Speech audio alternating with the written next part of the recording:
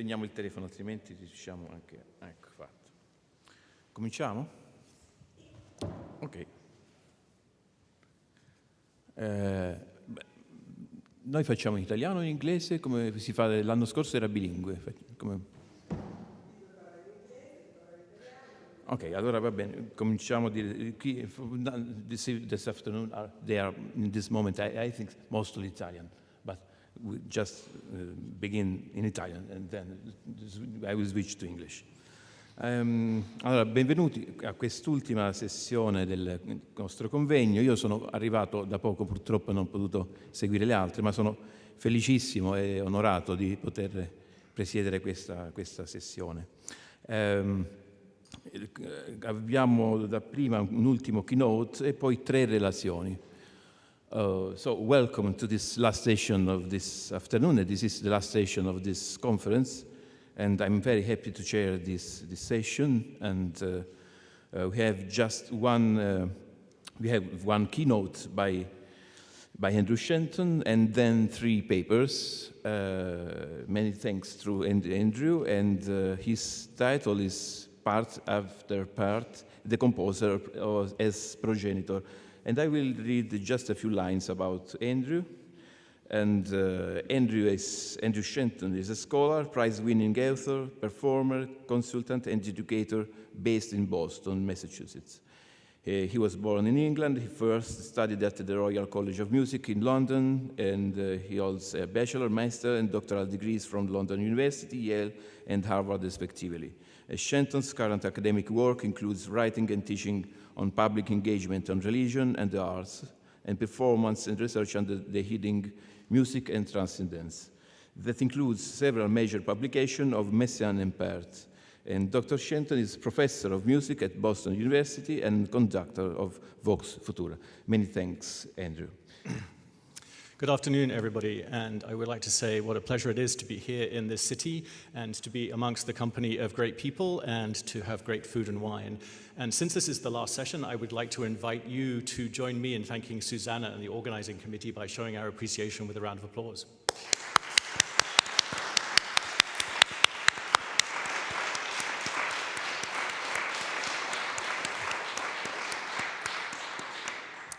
Okay, here we go.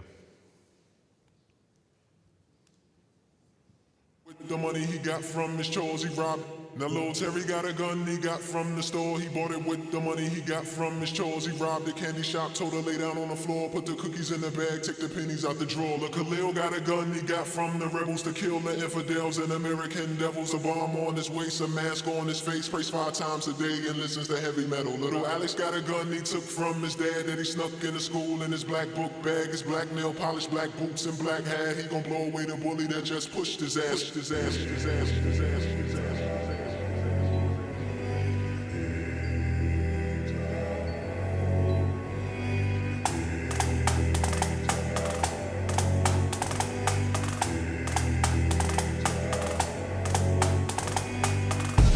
Another man today, shot him in his back as he ran away.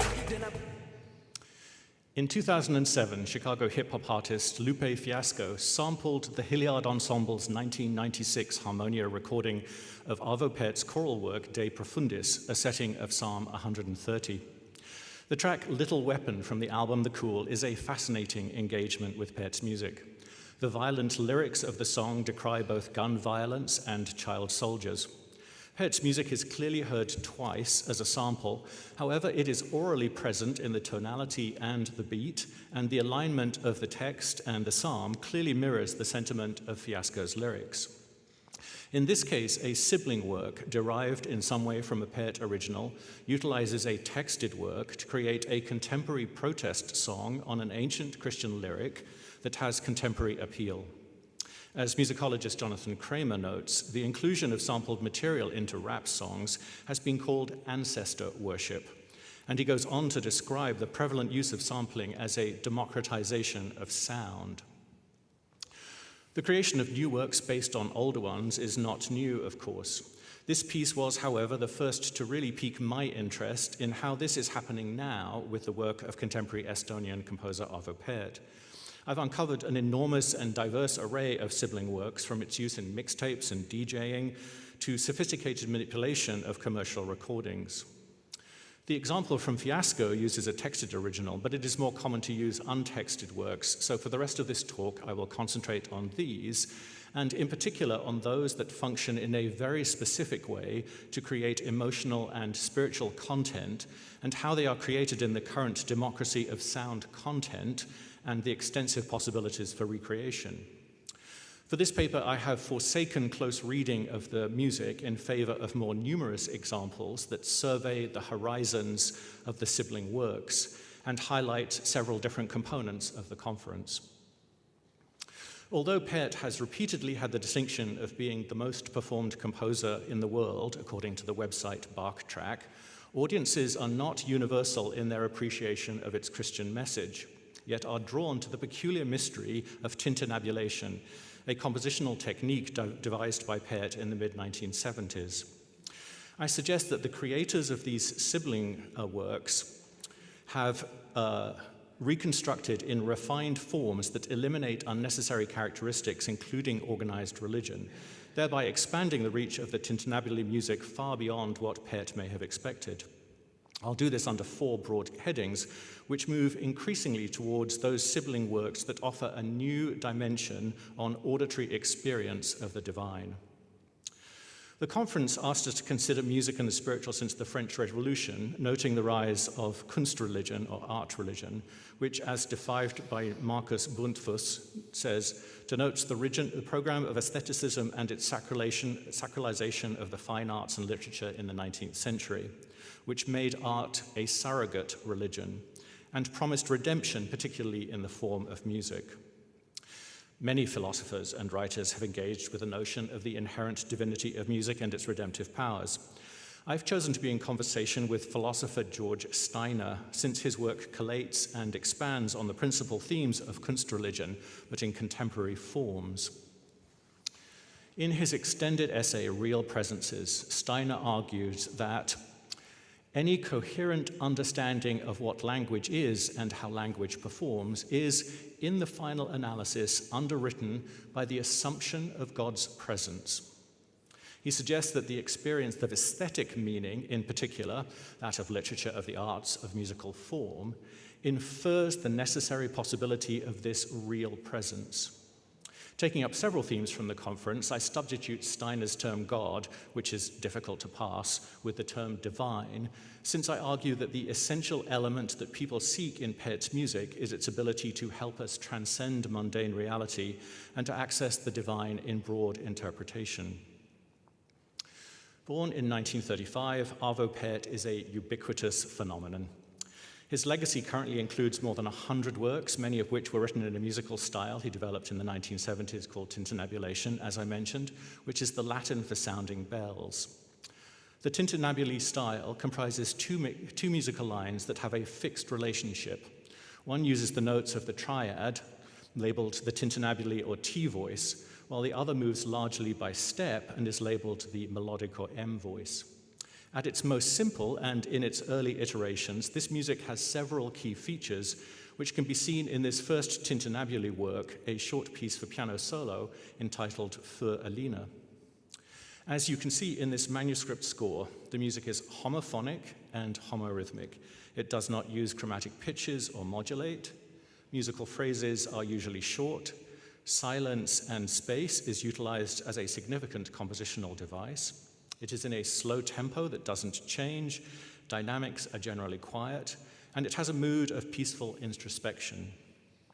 Let us listen to a short extract during which you can deduce the formalized compositional plan, which is based on a series of interrelated rules.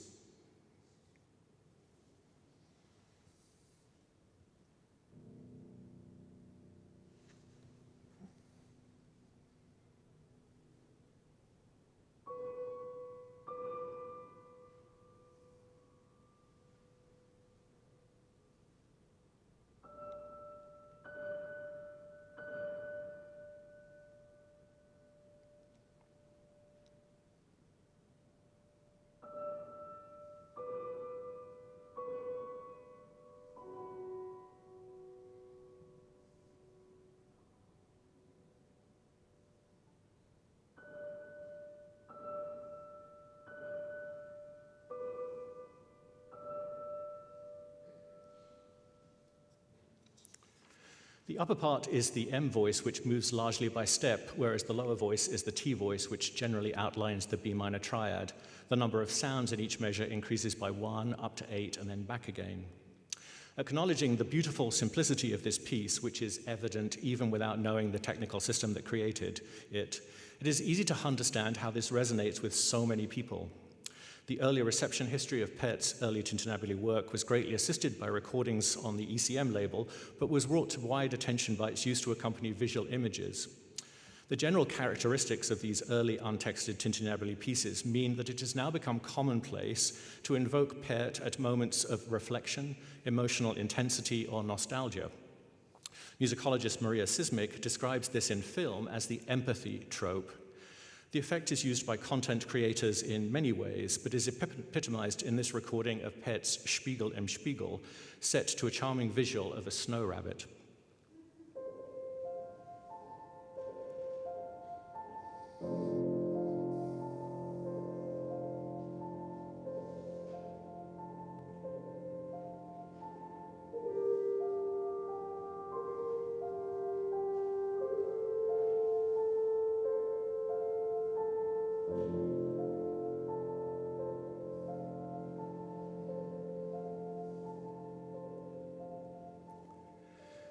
Spiegel im Spiegel was composed in 1978 and originally scored for violin and piano. The rules of the game for this piece are very simple.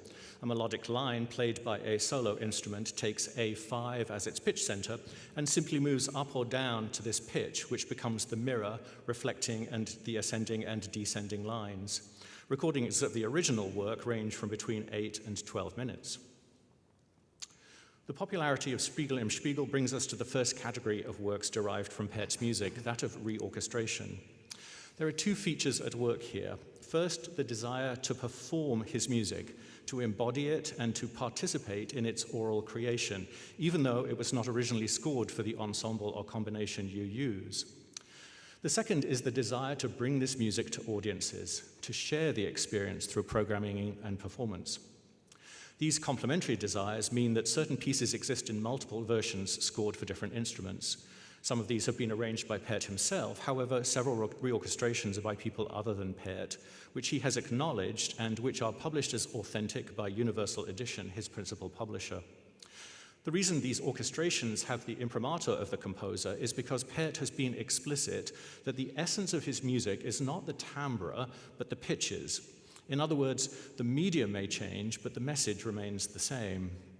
So, although the original version of Spiegel was for violin and piano, there are currently 12 authorized and published versions, including transcriptions for alto flute and for double bass as the solo instruments. This reorchestration and desire to play Pärt's music extends to other works which have a similar redemptive quality. The Universal Edition website lists no fewer than 16 arrangements of fratres, 8 of Da Pacem Domine, 7 of Summa, and 5 of Pare Intervallo. Reorchestration is a minor category, and these works can't really be considered sibling works since they're not derived from Pärt's originals. It brings me to the second category of works derived from Pärt, that of pastiche.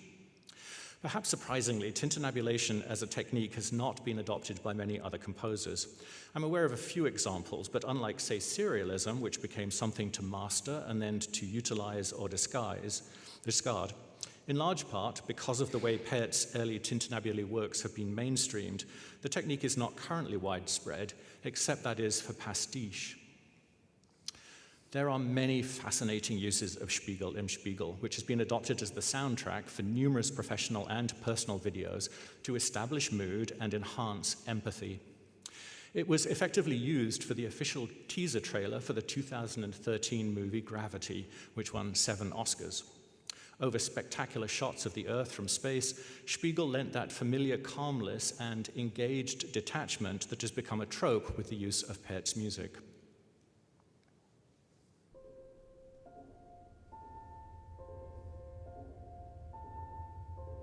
Beautiful, don't you think? What? The sun. Terrific.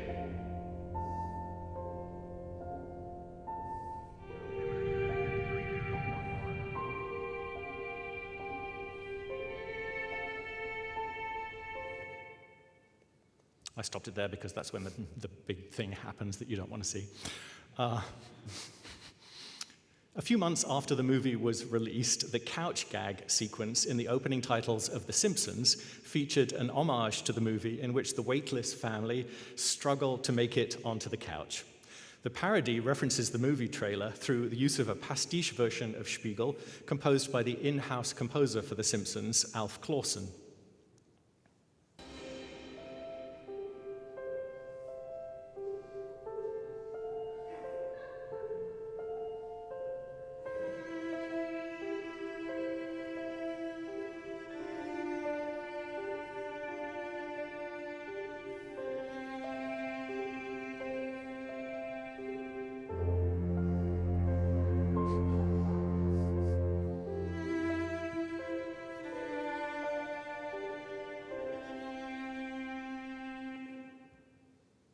Here, the pastiche is intended as parody. However, I suggest that in the film world, especially, Pärt's music has become, for many, the equivalent of an Instagram filter, changing the emotional temperature, contrast, and saturation of many videos and films, especially at the amateur level. Allied to the adoption of tintinnabulation by other composers is a related category of musicians who cite him as an influence. This is a diverse group, including Bjork, Keith Jarrett, and Radiohead, and much more work needs to be done to survey the extent to which this happens, at least from those who admit to it. While pastiche aims to replicate in some way a particular piece, technique, or style so that the original is instantly referred, influence is a more subtle approach that lifts aesthetic aspects as well as musical ones. I'll give one brief example of this, which is one where I think the composer is adopting Pärtian Instagram filter. The opening scene of the 2014 British six-part television drama The Crimson Field, set in a field hospital during the First World War, shows a woman on a boat as she drops a ring into the water. The music by British composer Rob Lane alludes to Pärt's Für Alina by the composer's own admission.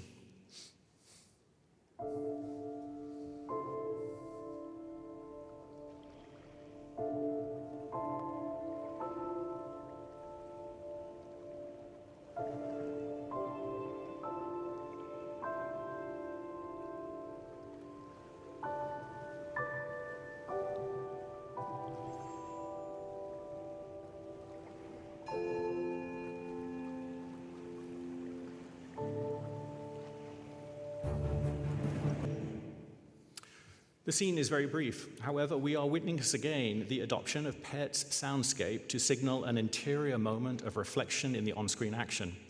It is notable how the music helps to establish the mood so quickly and how quickly the moment is broken. My next category of derived works are those that are improvised based on Pärt's originals and are what may best be described as cover versions.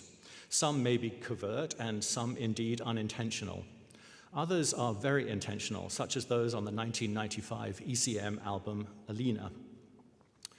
The daring program for the Alina album includes 3 versions of Spiegel.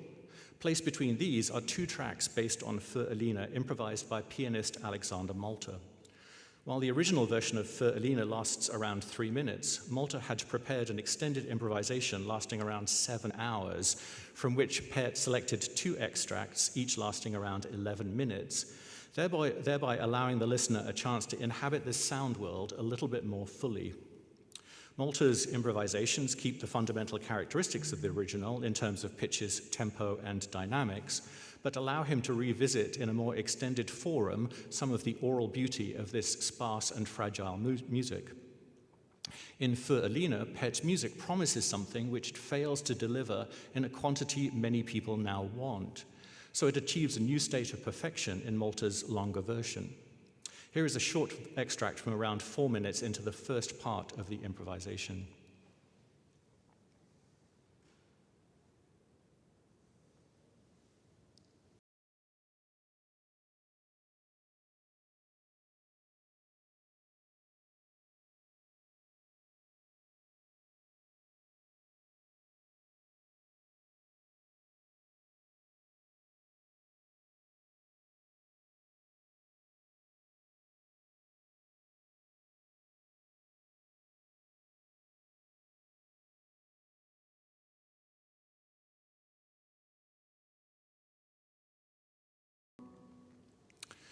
Returning to the task of trying to identify the characteristics of Pärt's music which people appreciate, it is interesting to note the language used by Thierry Griot in his 2010 review of the album.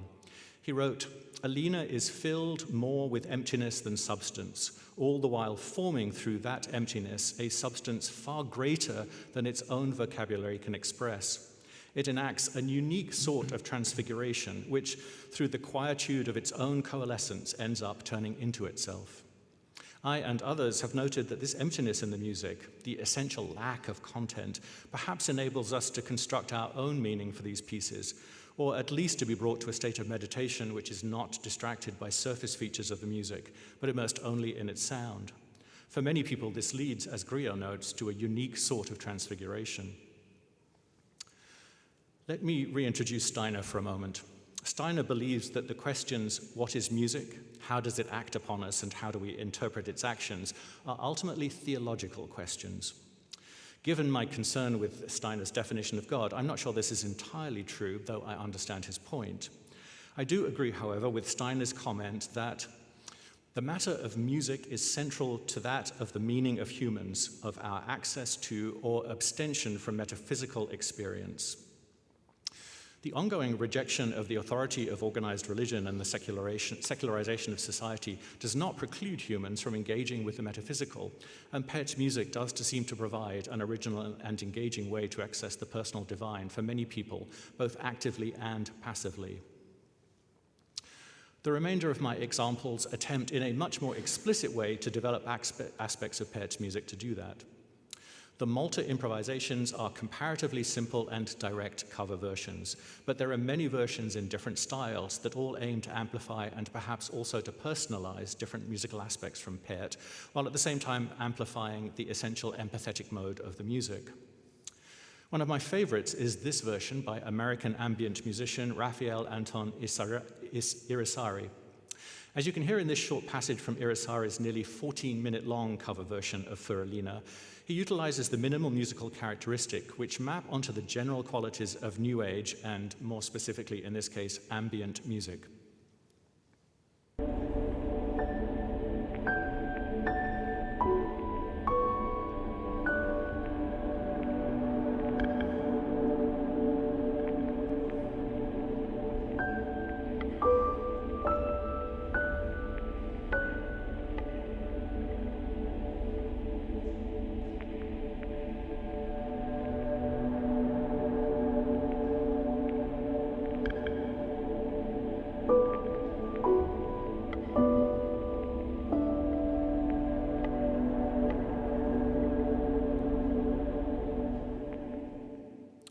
As you heard, Irisari's delicate orchestration is laced with vague, extraneous sounds that gently nudge the brain without distracting it from the underlying tranquility.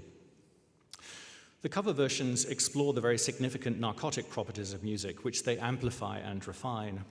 The ritual here is a combination of meditation and therapy, utilizing certain musical techniques to prompt the release of several hormones, including oxytocin and dopamine, that induce feelings of wellness. With Pärt's Für Alina, you get a 2-minute dose. With Irisari's version, you get 14 minutes. For me, the choice is simple. It is also the case that the Irisari version is intended for a subset of listeners who utilize club drugs such as ecstasy to significantly enhance the impact of the experience. I have no comment about that. Cover versions also include the category of reorchestration, as heard in this example from Pärt Methenis' 2021 album Road to the Sun, in which he arranges Für Alina for a 42-string guitar, utilizing reverb and arpeggiating notes due to some technical limitations of the 42-string guitar. Methenis' cover version lasts about 8.5 minutes. Its basic form comprises an updated but essentially plain version of the original, followed by more improvisational approaches around 2 minutes 50 seconds and a recap of the original starting at around 5:50. Here is part of the middle, more deeply improvised section, which you can compare with the Malta.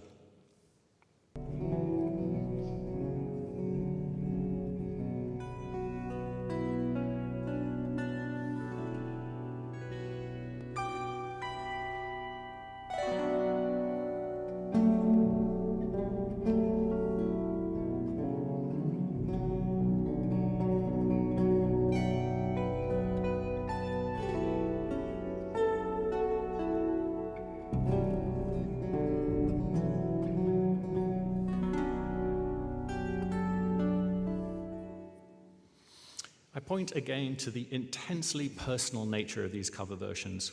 Metheny's album consists of 2 parts with 10 tracks composed by Metheny himself, whose titles reveal nothing about their content. The first 4 are for guitar solo, the second 6 are for guitar quartet. Metheny does not himself play on the first 10 tracks, making the inclusion of his cover version of Für Elina even more intimate. Both Irisari and Metheny's versions use forms of digital manipulation to enhance acoustic instruments, but in comparatively conservative and traditional ways. My next and final category is substantial digital manipulation. The first example by a YouTuber only identified as Ubar is what they describe as an improvisation based on the theme, form, and story of Für Elina. The music is performed using a cross-platform microtonal seaboard patcher, which is a computer program that allows the use of a keyboard to generate microtonal pitches. In this example, the tuning system provides 31 equal divisions of the octave with pitch A4 at the standard 440 Hertz. This video also includes a 5D 11 limit harmonic lattice visualizer so that you can see the pitches and their spatial relationship to one another. The opening gives a taste of its particular sound world with direct reference to the original.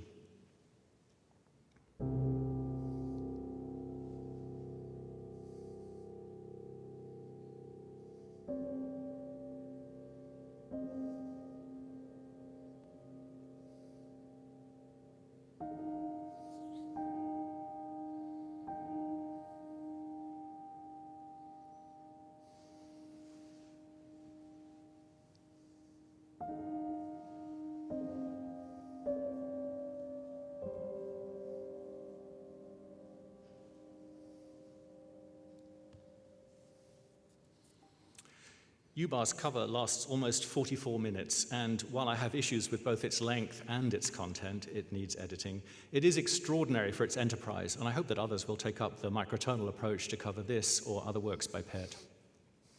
My final example uses Pärt's Cantus in Memory of Benjamin Britten, which was composed in 1977. Scored for string orchestra and a bell, it combines a mensuration canon with tintinnabuli techniques. The canon starts in the first violins and moves its way downward through the strings instruments, ending when the double basses have finished their iteration of the theme. Each string part is divided into 2 parts in tintinnabuli technique, the upper one being the M voice and the lower one the T voice. The sibling work is a wholesale and simple manipulation of a live recording from the British Proms concert series in 2010 by a man called Kenny Saunders, who posted it to YouTube. Saunders himself did nothing except select the piece and the recording, which he then put through an open source computer program called Paul's Extreme Sound Stretch, which allows you to time stretch an audio file with the intent of rendering any sound into relaxing ambient music. What the program does is produce high-quality extreme sound stretching without any loss of pitches. The result is a version of Cantus that is almost 700% slower than the original, making a piece that lasts 42 minutes from an original recording that lasts just over 6. This excerpt starts with the 4th bell stroke and continues until the violins enter.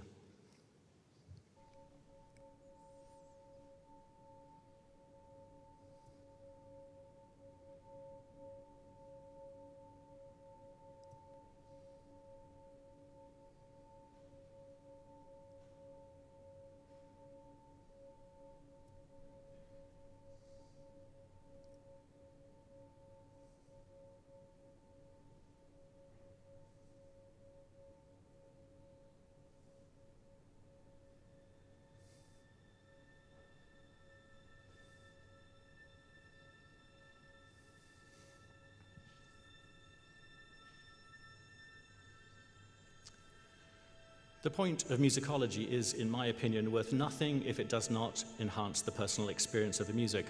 So allow me to make some personal remarks for a moment. I find this slow movement almost unbelievably beautiful. The quivering luminosity of the bell strokes seem like architectural space in which I can move around and examine the sound. The mathematics of the piece are at once totally and entirely comprehensible, yet revealed in such minute parts that as time moves on, beginning and end cease to matter. When I play it through my noise-cancelling headphones, The removal of the extraneous external noise places the sound in the center of my being in a way which is totally embodied. I can step out of time and into this music, which is like stepping into a space where, by virtue of its mathematics, the piece is constantly sounding.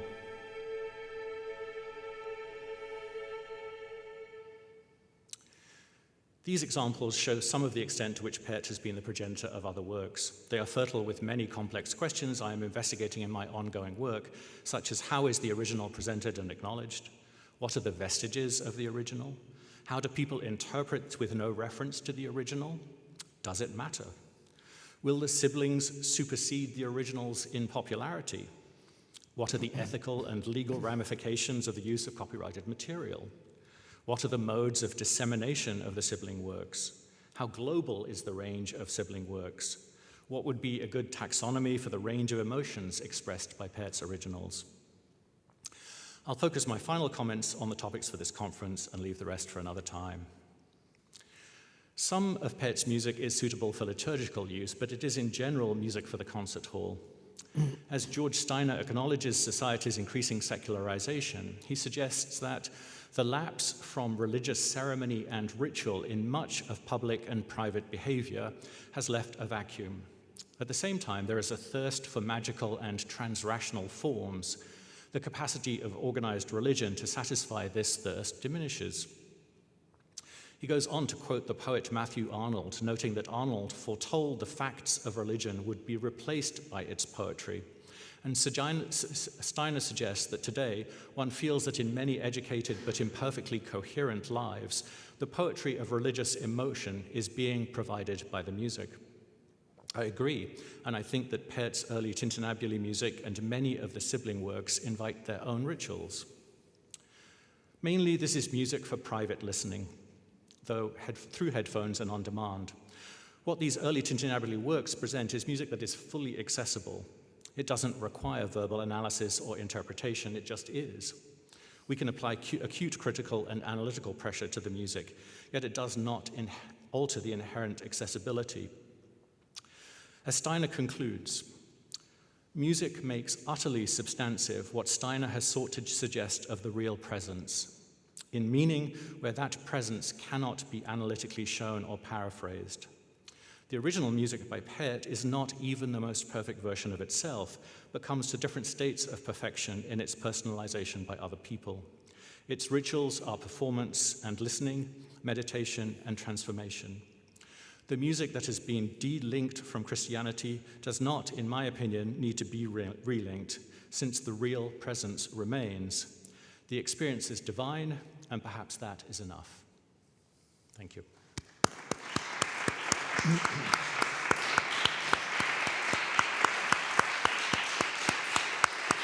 Thank you.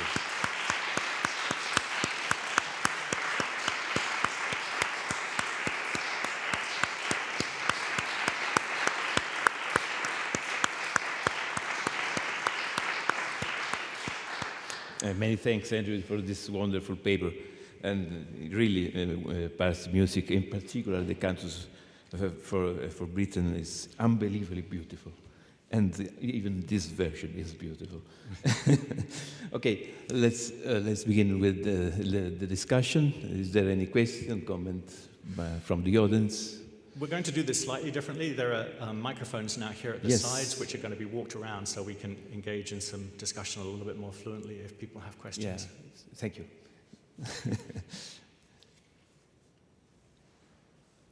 Okay, there's a couple of people. Yeah.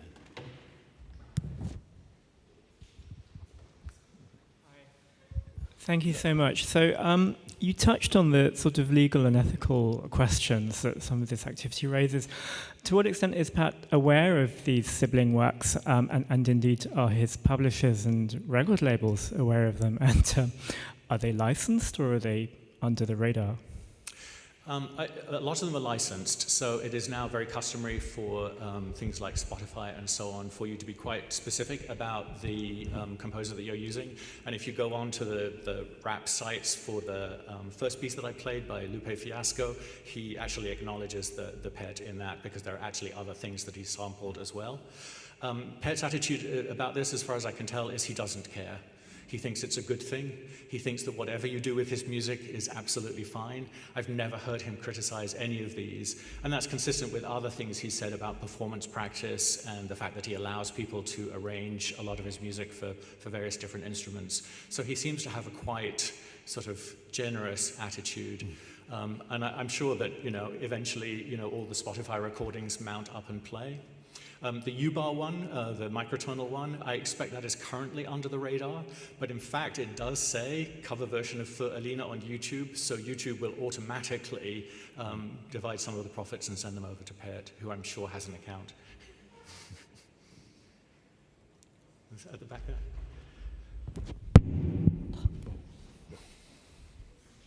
So my question was about the use of the term cover, because I don't think you used it only in that instance. It seems to me like a conscious choice not to say adaptation or not to say anything like this, but say cover. Can you say something more about that, please? Yeah, I was adopting a popular music term because in my research I haven't got a complete taxonomy, and for the sake of this, which is a comparatively short amount of time, to sort of reclassify them in other ways, it seems sort of overly complicated. And essentially I think that's what they are. If you have a Beatles song and you want to do it yourself, it's just a cover version. And so is that a word, is that a term in Italian? Is that you have the similar? Yes, we usually use the same term. The same cover, term. yes, Yeah, of course.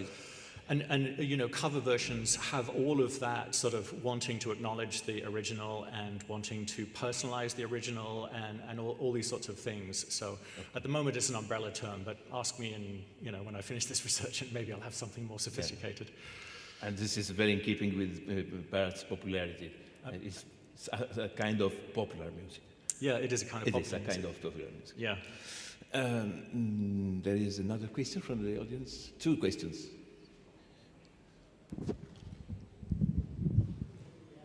It helps.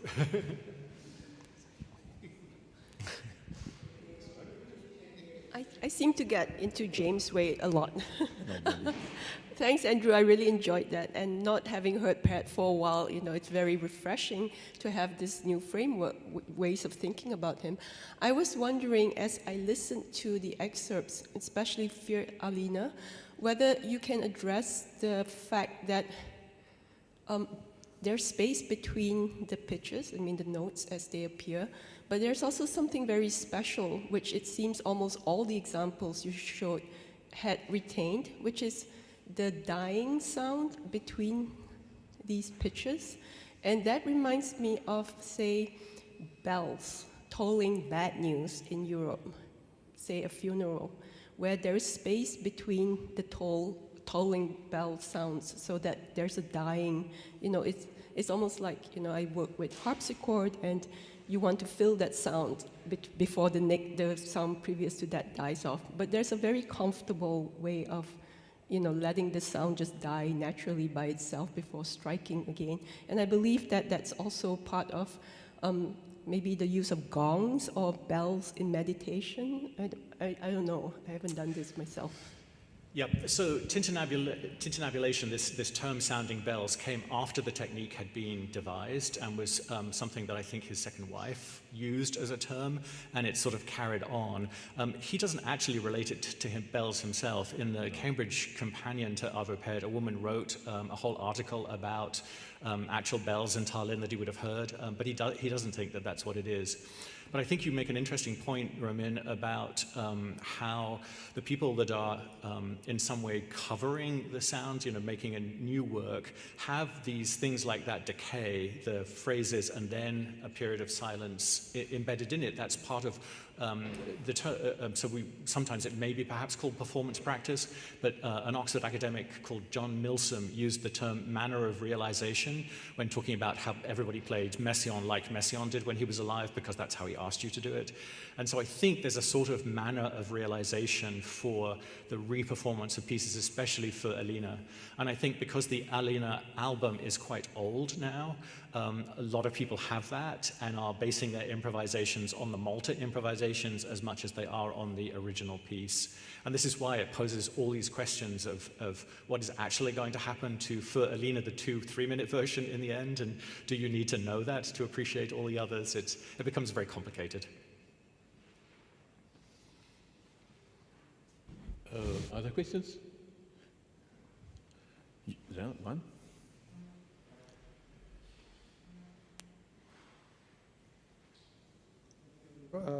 Thank you, Professor.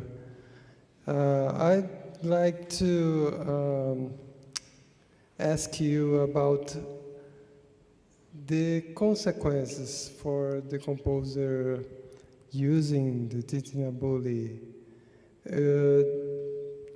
Would you say that the same beauty or another kind of beauty would appear after his first few years of the titinabuli? In your book, you say that there is more freedom in the 80s, 90s. So what do you think about it? Yeah, this is a good question.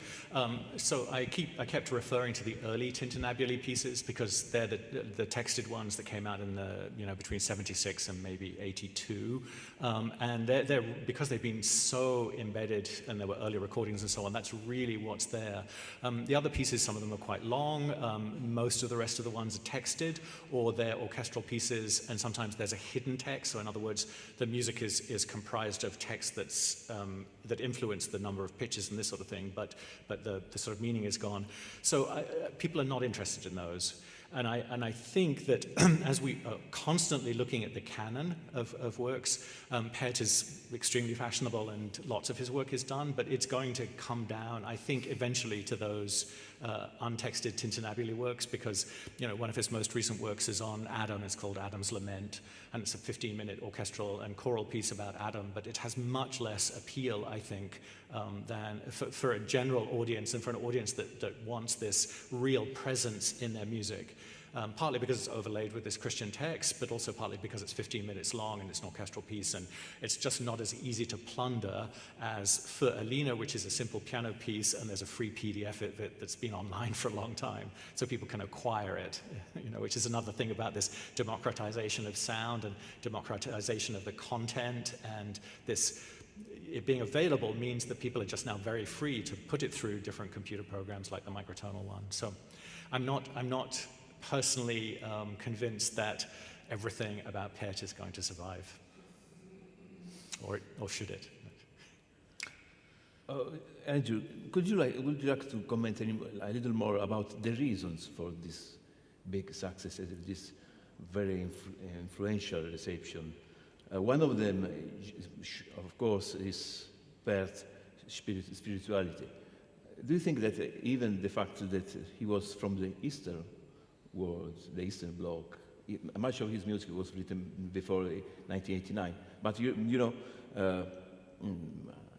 I was remembering a book by Tim Rutherford Johnson who put Pärt along with maybe Taverner and Goretzky, yes, yeah. Exactly, and in the category of spiritual minimalism, and he said that his success was very, very had much to do with the fact that he was from the Eastern Bloc, and then after 1989, many people from the Western world was very interested in this fact, this association of spirituality and somebody who was writing music from the other side of the wall, no? Yeah. What do you think? Yeah, I completely disagree. Do you? Yeah, do you? I think okay. so. Pärt hates the term holy minimalism, which is the thing, because yes. it doesn't really mean anything. I think that there are two principal things that have made Pärt very popular. One is the fact that ECM Records and Manfred Eicher cultivated a persona through recordings and all of this that was extremely attractive to people, that monkish quality and so on. And then the second thing is he heard the Hilliard Ensemble. Yeah. And the Hilliard Ensemble, because we were talking about how Patricia Rosario, has this voice that has a pure tone and so on. And when Pärt heard that, as opposed to some of the Estonian choirs, he just said, this is exactly how my music should sound. And so again, a manner of performance now, choral groups aspire to sound like the Hilliard Ensemble. And in fact, the Estonian chamber choir, which was formed in large part to sing Pärt's music, has emulated that really pure, beautiful sound, so that it's not just the Hilliard Ensemble doing it all. Yes. And so I think that he doesn't say very much. He's a very hard person to interview, but that just really seems to be. So, of course, no minimalism. But don't you think that being someone who came from the other part, from the other side of the wall after 1988? No. Well, you see, he grew up as a Lutheran, and he converted to the Orthodox Church with his second wife. Yes, So I think that it gets sort of pinned on him, and he's done some sort of Orthodox texts. He's very interested in some Orthodox writers, some of the Church Fathers, for example, and I think that does influence some people. Yes. And I think that ECM Records helped to, purvey that into the public imagination. Yes.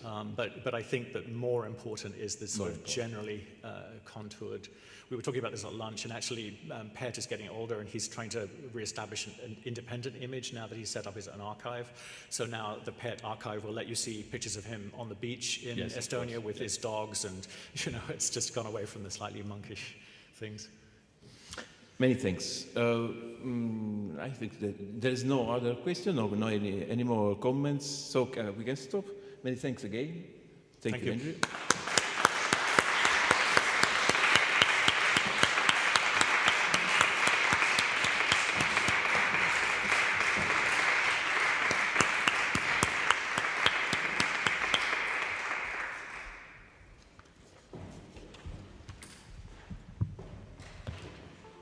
Minuti di pausa o cominciamo subito? Ok, perché il programma porterebbe ore 16, però cominciamo subito, va benissimo. Yes. Ok. Thank you. Just a minute.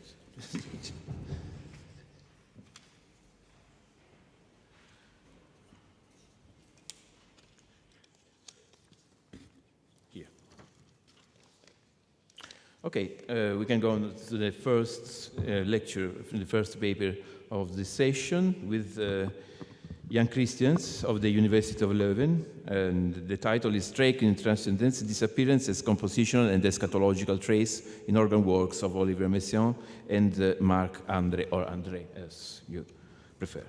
And I'm just reading a few lines about Jan. I can't find any more, sorry, here. So Jan Christiaens is a part-time research fellow in musicology at the University of Leuven in Belgium. His research focuses on the interaction of Christian theology and art music from the 20th and 21st centuries, with a particular interest in the music of Olivier Messiaen. Many thanks, Jan. Thank you. Thank you. Good afternoon. Good afternoon. In an attempt to describe the music of his student, the Franco-German composer Marc-André, born in 1964, Helmut Lachenmann compared André's music with that of Olivier Messiaen. Quote, Marc-André's music is maybe subconsciously a magical, introverted answer of a believing Protestant to the magical, extroverted sound splendor of the Catholic Messiaen. In this telling quote, Lachenmann mentions two important elements. First, for both composers, their personal Christian faith gives rise to a specific sound idiom. And second, Lachenmann points to a possible connection of that idiom with the Christian denomination of André and Messiaen. Protestant would equal introverted, Catholic in turn would be naturally related to extroverted sonic splendor. Taking this quote as a starting point, I will briefly analyze the connection between sound idiom and theology in two compositions for organ that both deal with the ascension of Jesus. L'Ascension by Olivier Messiaen and IV 15, Himmelfahrt, from 2018 by Marc-André. IV 15 is short for Introversion 15. It is the 15th piece in a series of compositions that are all inward-looking in one way or another. The biblical narrative of the ascension of Jesus plays upon motives of disappearance, transition, and in-betweenness. In Messiaen's and André's compositions, these motives feed into musical form and texture in different ways. Let's have a look at Messiaen first. L'Ascension was composed in 1932-33 as a cycle of 4 pieces for orchestra, which he labeled as 4 symphonic meditations for orchestra. In 1933 and 34, Messiaen made an arrangement for organ in which the first, second, and fourth movements are transcriptions of the orchestral pieces, but he composed a new third movement with the title Outbursts of Joy from a Soul Before the Glory of Christ, which is its own glory. Viewed from the titles of the 4 movements, 2 pairs can be distinguished. Parts 1 and 4 are to be seen as respectively the prayer of Christ to be exalted and this prayer being answered. Parts 2 and 3 form a meditation on what ascension can mean for the listeners, for Christians today. These 4 meditations form a cycle that is deeply stamped by the liturgy of Ascension Day. It is worth noting here that Messiaen had been appointed organist of the Paris Trinity Church in 1931, that is 1 year before the composition of the orchestral version of L'Ascension. In that time, in order to become more familiar with the richness of the liturgical year, he read the book Le Christ dans ses mystères, Christ in His Mysteries, published in 1919, written by the Benedictine monk Columba Marmion, born in Dublin in 1858, who between 1909 and 1923 was the abbot of the Belgian abbey of Maredsous. Marmion was beatified in the year 2000. Drawing on scripture readings and the prayers from the liturgical feasts, the book offers a systematic exposition of the main points of Catholic faith to the rhythm of the liturgical year, from Advent and Nativity to Easter, Ascension, and Pentecost. The book's baseline is set out in the introductory chapter, which is entitled The Mysteries of Christ Are Our Mysteries. With this idea of participation in the mysteries of faith, Columba Marmion, in some sense, anticipated the idea of participatio actuosa, the active participation of the faithful, that in 1963 was put forward by the Constitution on the Liturgy of the Second Vatican Council. The Book of Marmion was one of the main sources of inspiration for Messiaen's liturgical service as an organist. As you can see in this table, 3 out of 4 biblical and liturgical inscriptions in the score of L'Ascension also appear in the chapter Marmion devoted to the Ascension. I'm especially interested here in the 4th part, the prayer of Christ ascending towards his Father, where Messiaen claims to capture the very aspect of transition and disappearance. In this modal homophonic chorale, very organistic music, everything is designed so as to plunge the listener into a prayerful climate of serenity and peace. The soft registration, there's no independent pedal part, the extremely slow tempo, and the simplicity of the musical form, as you can see here. This 4th movement is based on 2 repeating motivic cells of a few bars. There is an ascending series of chords, mostly in Messiaen's 7th mode, that is answered by a descending line that brings us more or less back to where we started. According to the organist John Gillick, quote, "It is the ingenious combining of these 2 themes with their contrasting, complementary energies and endings that lets Jesus gently float up into the heavens until he ascends out of our sight," end quote. This ascension out of our sight occurs in the coda, which has the final ascending line, and where some important changes to the musical texture are made. Firstly, the music slows down even more as note values change from regular 8 notes to quarter notes and half notes, which makes this climax sound rather directionless and static. In the organ version, there is no indication for the dynamics of these final bars, whereas in the orchestral version, there's even a crescendo from forte to triple forte on the final unresolved dominant 7th chord, which is to be held, triple forte, until the end. The score says, sans diminuer, without diminuendo. In his own recording of the piece, however, Messiaen strikingly deviates from the score. He makes a diminuendo on the final chord, firstly by removing several organ stops one by one, then by gently closing the swell box of the organ.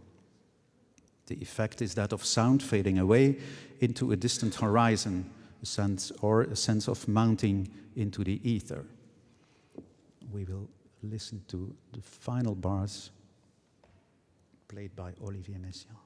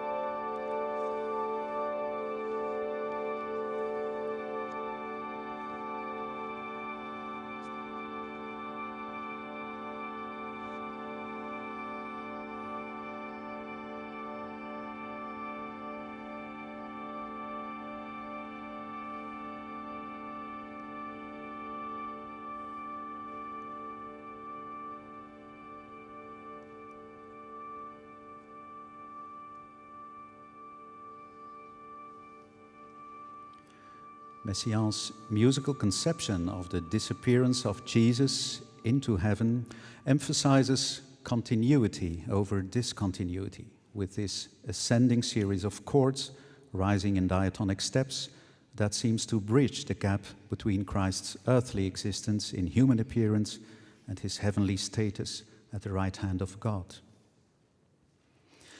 By contrast, Marc-André's organ piece Himmelfahrt is, so to speak, situated in the intermediate space between the bodily presence of Jesus and his heavenly state of being.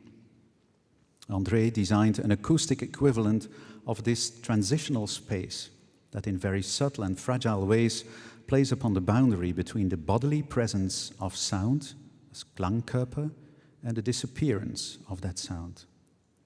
The whole process of Himmelfahrt actually consists of probing and scanning these acoustic transitional spaces for traces of the one who disappeared.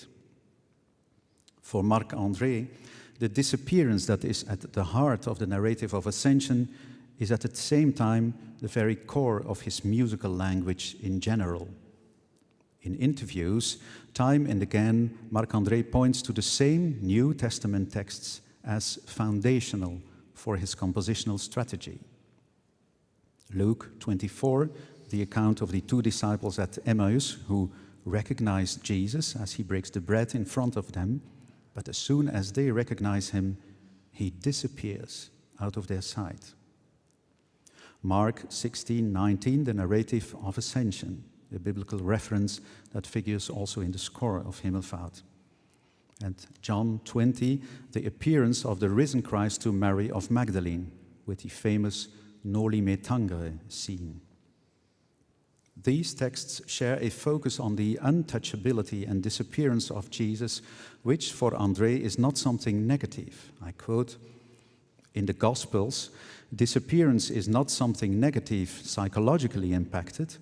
It's a transitional space. It's the most unstable, the most fragile, the most sensible space, but unfolding, proportionally inverse, the most intense energy. How does André go about in designing these acoustic transitional spaces? I can't present a detailed analysis here, but generally speaking, the music of Himmelfahrt consists of continuous transitions between different types of sound, of musical time, and of actions or playing techniques. In this table, you can see how Marc-André, prior to the actual composition of the piece, identified a range of possibilities in the design of sound textures, of types of musical time, and of playing techniques. With this arsenal of available sound, time, and action types, he then creates a music that explores the many possible transitions between these types and between combinations of these types. This way of doing gives the music a high degree of instability and fragility. It is music in the process of disappearing. This is not just a compositional strategy, of course, it also has far-reaching theological implications for Marc-André. I quote, "I personally associate these processes of disappearance with the situation of the ascension, the suspension of the body, or in music, of the body of sound." End quote. I want to focus now on one specific action type that, as I see it now, I forgot in this table, but that in my view is the most striking realization of André's aesthetic of disappearance. At 7 different points in the composition, André prescribes to switch off the organ's wind supply so that the wind pressure decreases and the sound gradually fades away. Switching off the wind supply allows one to manipulate the breathing of the instrument and to create an artificial process of decay, which is otherwise not possible on the organ. This process of disappearance is then further shaped by Marc-André by changing the registration of the sound that is dying away. By adding clear, silvery organ stops that in some sense light up the process of disappearance at work, André suggests the revelatory potential of this disappearance, of theological in-betweenness. The disappearing sound leaves a fragile trace that reveals something essential. It uncovers a presence that reveals itself nowhere but in the process of its disappearance. This procedure of switching off the organ occurs 7 times in Himmelfahrt, and in each occurrence, the decay of the sound, that is the time before the organist can switch on the organ again, becomes longer, as you can see in this table. Let us now listen to the first instance of these disappearing sounds. You can see the first 2 pages of the score. The music starts with switching on the organ while some keys are already being depressed.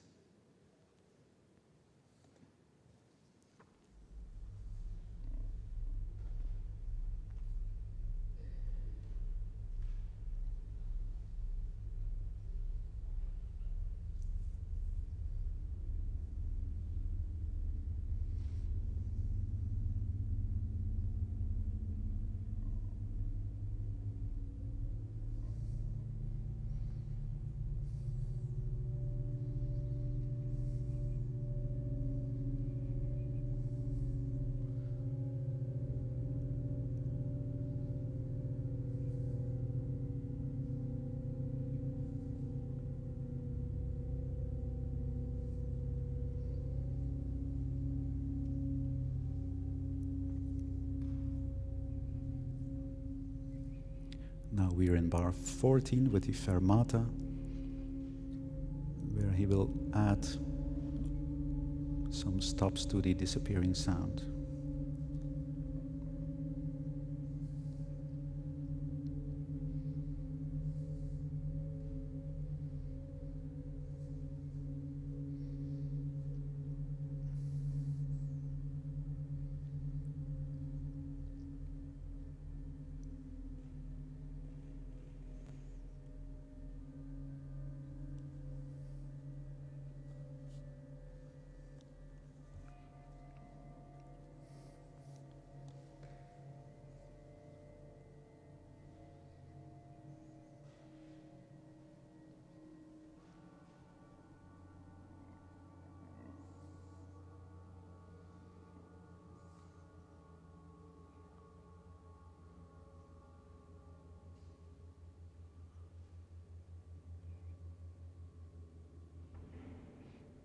And that was the organ being switched on again.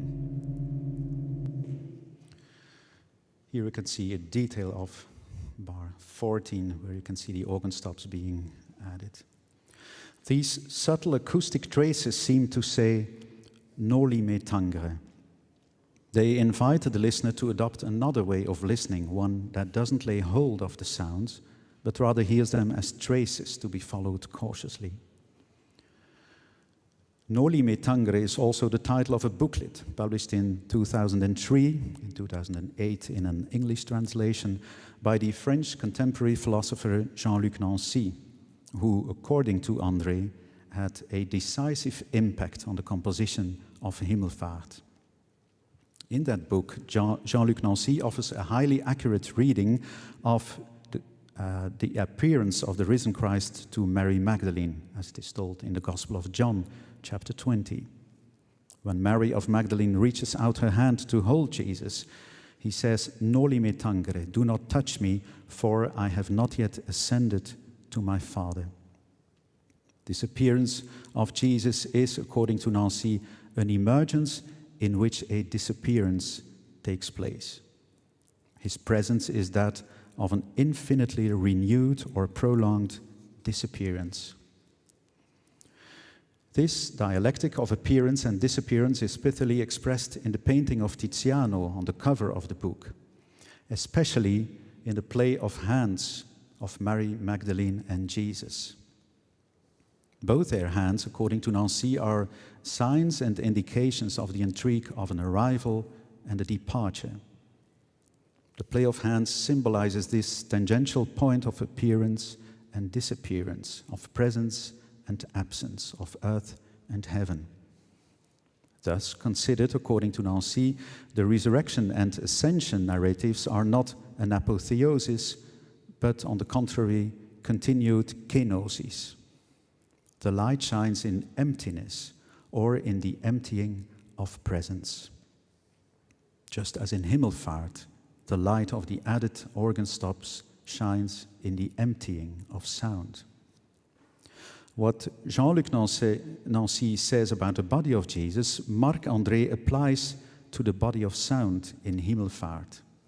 He absents himself, he disappears in this dimension from which alone comes his glory, that is, the radiance that goes beyond presence, the radiance of a surplus beyond what is given, what is available. In Himmelfahrt, Marc-André composed an acoustic transitional space that reenacts, that performs this dialectic of presence and absence, of appearance and suspension of the body. The question that now arises is whether this brief analysis sheds any light on Helmut Lachenmann's characterization of Messiaen and André. The two organ pieces show two different approaches of how music can relate to the dialectic of revelation that is at the heart of Christian theology, that is, the dialectic between the concealment of God, Deus absconditus, and the revelation of God, Deus revelatus. Although the organ pieces of Messiaen and André both partake in this general dialectic, there's still a difference to be observed, I think. Messiaen's main concern was to express the truths of Catholic faith in music. In the 1930s, however, liturgy was mainly a matter of the clergy and of those proficient in Latin. It was only in the late 1920s that the first bilingual missals in Latin and French were being edited by the Abbey of Maredsous and others. In this climate, Messiaen made Columba Marmion's mission his own, namely through his music to initiate listeners into the truths of Catholic faith, to help them meditate upon these truths and to make them experience that, in the words of Columba Marmion, the mysteries of Christ are our mysteries. It is no coincidence that this fundamental thrust of Marmion's book is echoed almost literally in the title of the second and third movements of L'Ascension. Moreover, the scope of Messiaen's undertaking went beyond the church walls. It is quite telling that L'Ascension was initially composed as an orchestral piece, which means that as a meditation on a liturgical feast, it was intended for the secular concert hall. In this strategy, a composer has everything to gain from a clear and unambiguous, I would say extroverted musical expression.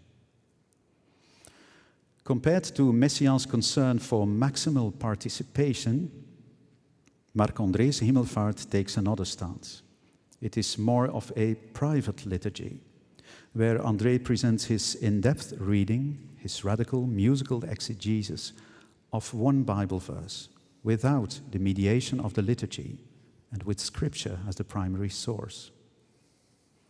André invites the listener to a Verinnerlichung des Hörens, an internalization of listening, or elsewhere, a virtuosity of listening, a way of listening that is prepared to explore muted sound gestures and to put up with a Deus absconditus, a God that is hidden in the transitional spaces of this music.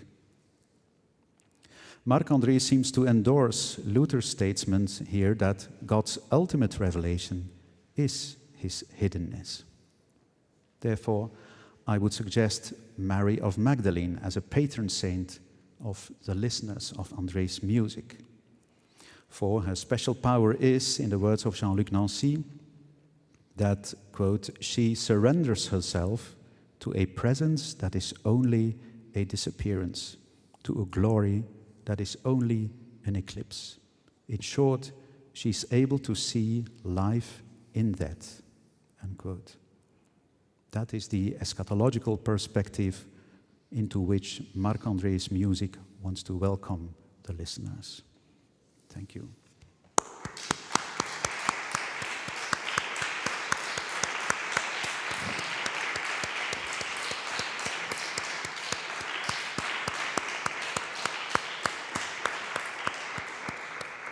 Many thanks, Jan, for your paper. First of all, some questions, comments from the audience. There are many. I don't know who is the first. Maybe she. I'm not sure, but.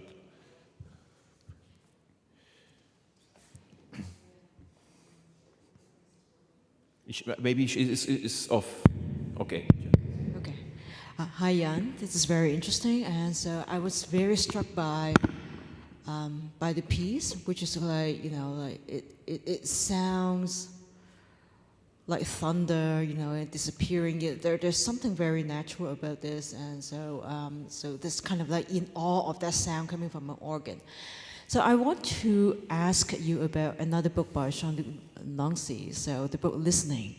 And so that is also a book about, very interestingly, the phenomenology of listening and how it's different from hearing, and how listening and hearing is also different from understanding, and so like how the body participates in this. So I'm very curious to hear from you what you think about these two books, and so like I just find it so kind of like evocative. So I was kind of like expecting you to get into that kind of a deeper phenomenology of listening. So especially when you talk about that kind of like present and absence, and so what is the listener's role, and so how do we conceptualize a listening's body in relation to the conceptualization of the music and in André's work? Mm-hmm. Yeah, that's a very good question. I didn't go into that aspect. Maybe the starting point is what Marc-André says about the listening experience. I think he's very aware that his music isn't really evident because he uses the words a virtuosity of listening. So I think he expects a lot, maybe too much of the listener. During this piece, he presents, maybe I can come back to this scheme. There is not a clear narrative in this piece, which is the case in Messiaen's, in the fourth movement of the Messiaen piece, where Messiaen leads the listener towards the final bars, towards where he wants the listener to arrive and to understand what is happening, Jesus ascending, and in the meanwhile praying to his Father. In André's music, there's a completely different organization of the music. There's no narrative, there's little or no direction in the music. There's just a sequence of, I could say, sound situations that are composed of a combination of sound, time, and action type out of these three typologies. And he lets these different sound situations follow each other without there being a logical sequence or a causal sequence between them. So the interest in the music of André lies not so much in the sounds as such, but in the sounds disappearing and making room for a new sound situation, and so on, until the end of the composition. So I think that is what he means by this virtuosity of listening. You have to get rid of a listening that is that wants to hear a narrative, that wants to hear a logic. Why does element B follows A, and why does C follows B, and what is the line between these elements? So I think the listening experience of the two composers is very different too, and that's certainly an aspect I should go a bit deeper into. Yeah. Thank you. So there was another question from yeah.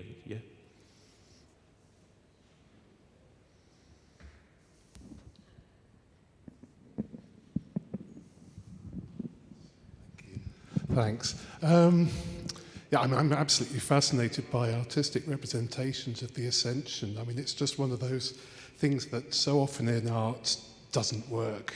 And if you can think of all those 17th and 18th century pictures where filled with clouds and hierarchies and feet descending into heaven, I mean, it's something like the Transfiguration. It often doesn't really work in painting, and often it doesn't work in other genres as well. I mean, don't know if you've seen the film Risen, but the climax of that film is exactly as you'd expect in terms of an artistic representation of the Ascension. Just a quick joke before I get on with my main point, and that's, I can't remember who it was, but some interpreter interpreted Van Gogh's shoes as a picture of the Ascension, if you can imagine that, the shoes with nothing else left. I'm struck with these two pieces. On the one hand, you've got an extraordinary level of sophistication and intellectual interest on behalf of both the composers, engaging with theological, philosophical texts. So there's that level of sophistication. On the other hand, there's something almost naive, the mimetic dimension that's attempting to represent the Ascension of Christ mimetically, with Messiaen and his foot on the swell pedal, and André and his turning the organ on and off. And incidentally, I'm amazed that organ actually conveys that effect, because none of the organs I play ever work when you try to do that sort of thing. But this combination of sophistication and innocence, so it's fascinating, isn't it? In a sense, it captures to a T how anyone can respond to a concept like the Ascension. It's bound to combine a sophisticated intellectual quest, but also a kind of very clumsy, naive innocence. That's the only way we can really get our heads around it. I don't know, what do you think? It's certainly a very good element and very good question. Thank you. I think the two words you used, sophisticated and a bit naive and even clumsy or kitscherig, one might say, are a very good characterization of Olivier Messiaen, less of Marc-André, I think. So Messiaen has these two sides. He was a good theologian. I visited his apartment in Paris. I saw the many floors and rooms full of books. So he was one can say almost a professional theologian. But when it came to expressing it in his music, he also had this very naive way of doing. As to Marc-André, I think there is a difference, and I don't know if you can use the word mimetic to to characterize his approach of how to capture a theological content in sound. In the first chapter of that little booklet of Jean-Luc Nancy, he is talking about some stories from the Gospels, and he is saying that the arts, also music, should try to mediate theological themes, not in an allegorical way, not in a figurative or mimetic way, for that matter, but rather what he calls, Jean-Luc Nancy, in a tautegorical way, allegorisch und tautegorisch. So music reproducing, in this case of the Ascension, reproducing the dialectic of absence and presence in its own medium. As Stefano said, music is only talking about music. So the music of André is only saying itself, but it reproduces, it performs in a tautegorical way. I would suggest what is at the core of the dogma of Ascension. So I don't know if that makes any sense to you.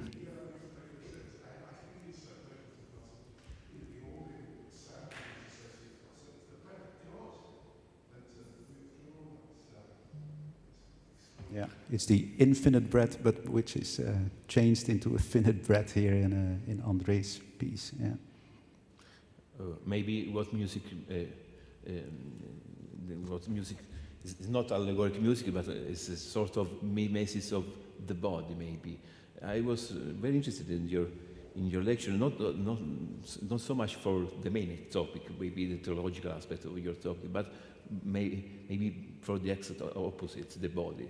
Mm-hmm. Maybe this music, in some way, tries to make, in particular, André's music tries to make disappear what in music cannot ever disappear, the body.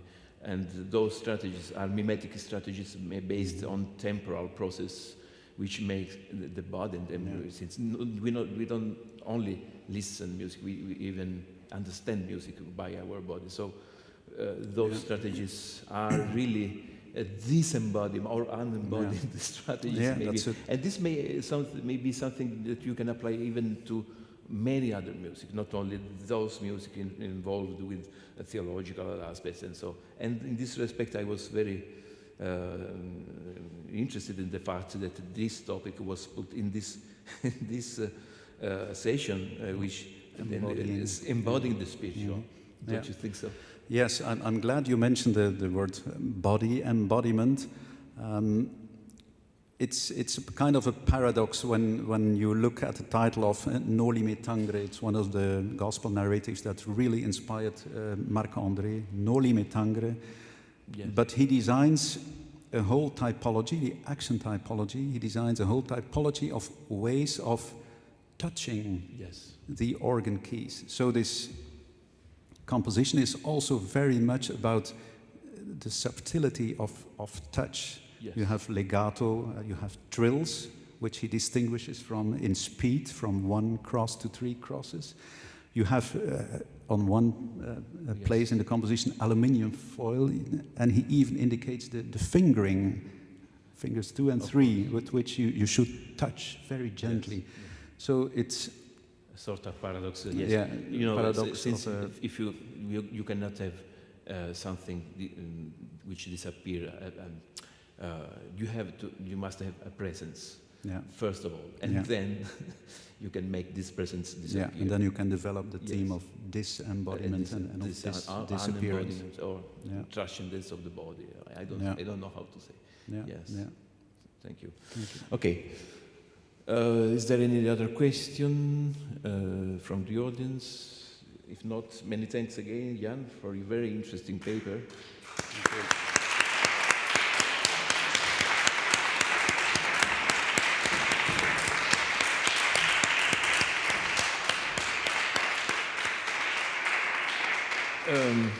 And now, just... Com'è? Abbiamo una pausa? Oh, fantastico, ero già pronto ad andare avanti. Ma io non lo trovavo scritto, quindi non ero preparato a una pausa. Bene, sono molto felice per questa notizia. Allora, let's have a break of 16:40, quindi quanti minuti? 10 minutes.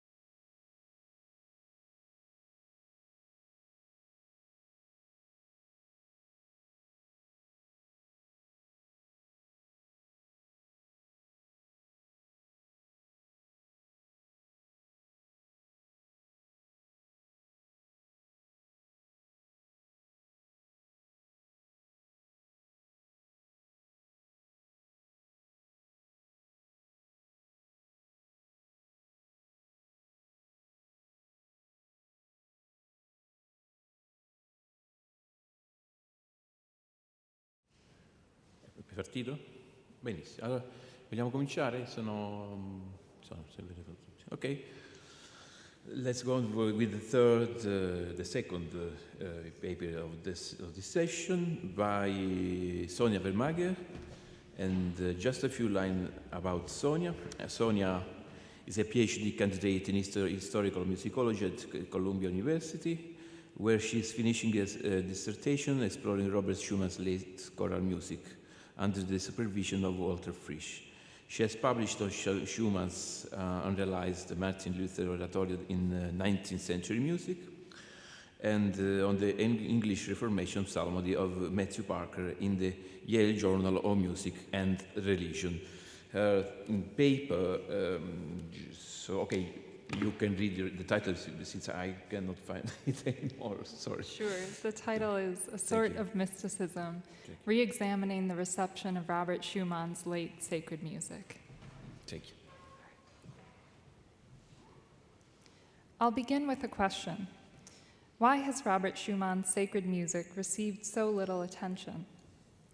Schumann's late music in general is understudied compared to the famous earlier works. But as I looked into this question, I noticed a particular reticence and even discomfort around works like his Mass and Requiem, which he composed in a flurry of creativity in the spring of 1852 without any obvious commission or performance purpose. A good place to start searching for an answer is the first biography written of Schumann, which, as we'll see, largely set the tone for subsequent reception of the sacred works. Wilhelm Joseph von Wasilewski, Schumann's friend and his concertmaster in Dusseldorf, first published his biography of Schumann in 1858, only 2 years after the composer's untimely death in an asylum near Bonn.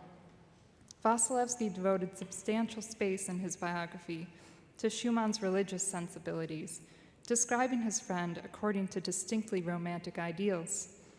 He wrote that Schumann's views of life and the world, based on true religious feelings, were pervaded by a deep moral fervor. Throughout his life, he was free from church dogmas. He regarded the religion of humanity as the only authorized standard for conduct. Accordingly, Wasilewski continued, Schumann never employed his creative powers in what is called religious music. Yet this is a little misleading on Wasilewski's part. Schumann did write sacred music, the Mass and Requiem Mass, that he himself described as suitable both for the divine service and for concert use.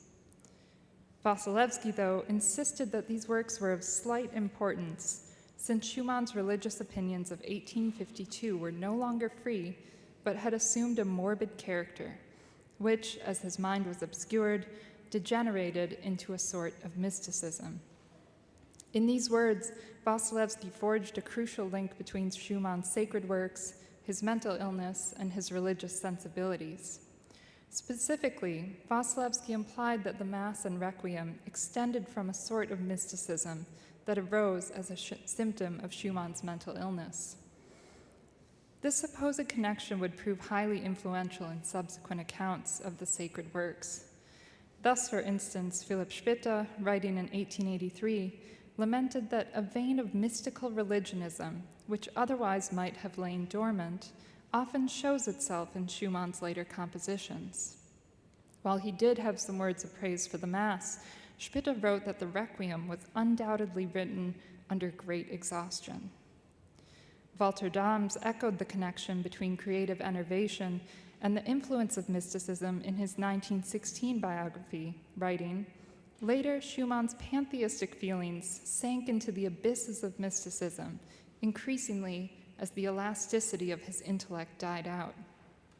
Unlike Spitta, who strongly implied but did not openly posit the alleged link between mysticism and mental illness, Dahms made this connection explicit.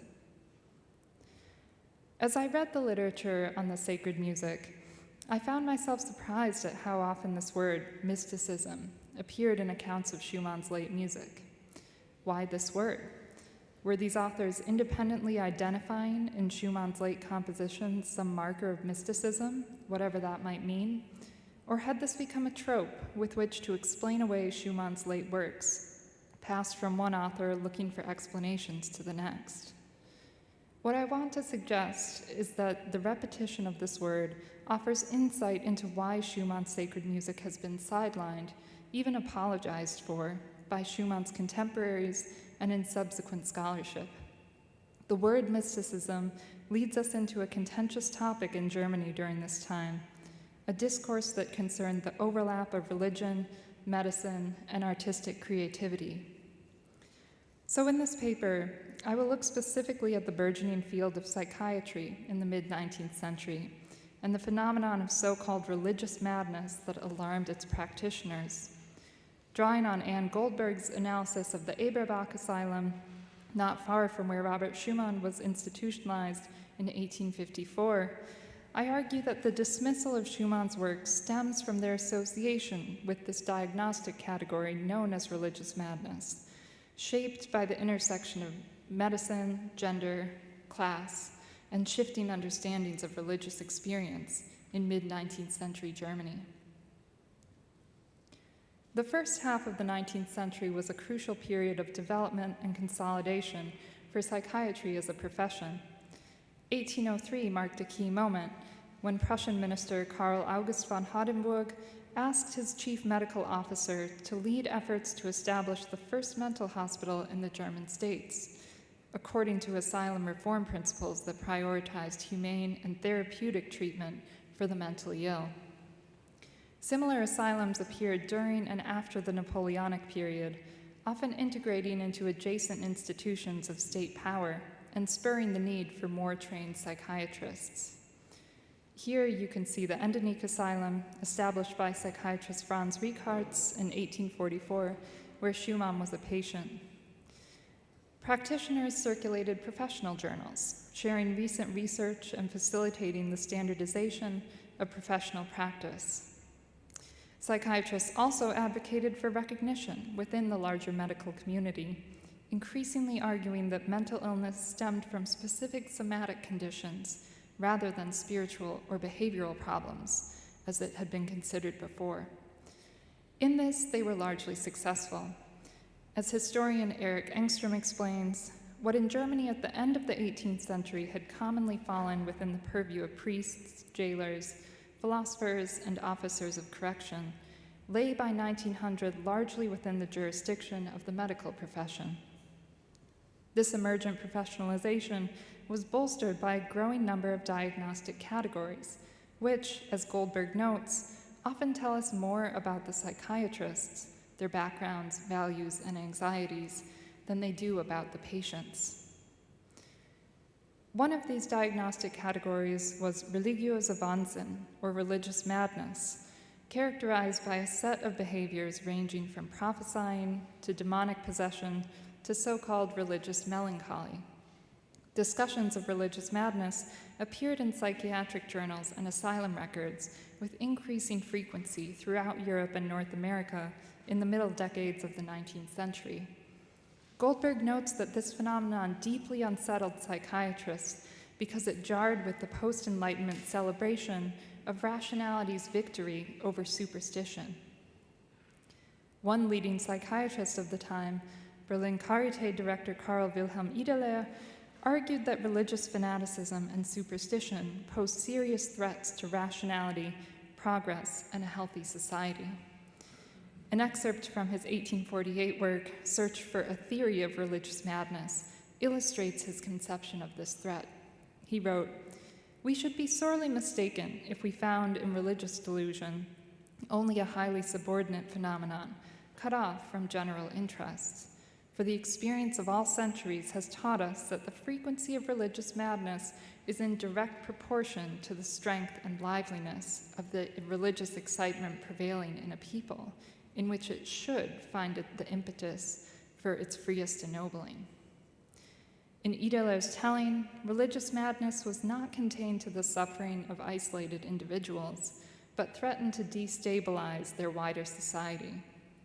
For Ideler and many of his colleagues, the flaring of religious madness endangered a supposed teleology of societal progress. The psychiatrist's alarm at religious madness was not at the religious element per se. Idoler's declaration that the people should find ennoblement in religion underscores this. For many middle-class, educated Germans, particularly in Protestant areas, the 19th century saw a transformation of belief into a religion of reason, one that emphasized the importance of moral behavior and the principle of natural law, discoverable through scientific inquiry. The problem with religious madness was the perceived abandonment of reason in favor of superstition and irrationality. Religious madness as a category was thus constructed to capture and label this behavior as aberrant, harmful not only to the well-being of the individual, but to the interests of the wider society. Thus, Goldberg writes, the medicalization of religious madness was closely linked to long-standing attempts by the absolutist states, together with middle-class, enlightened reformers, to reform the peasantry in the campaign of Volksaufklärung. All of which leads us back to Robert Schumann.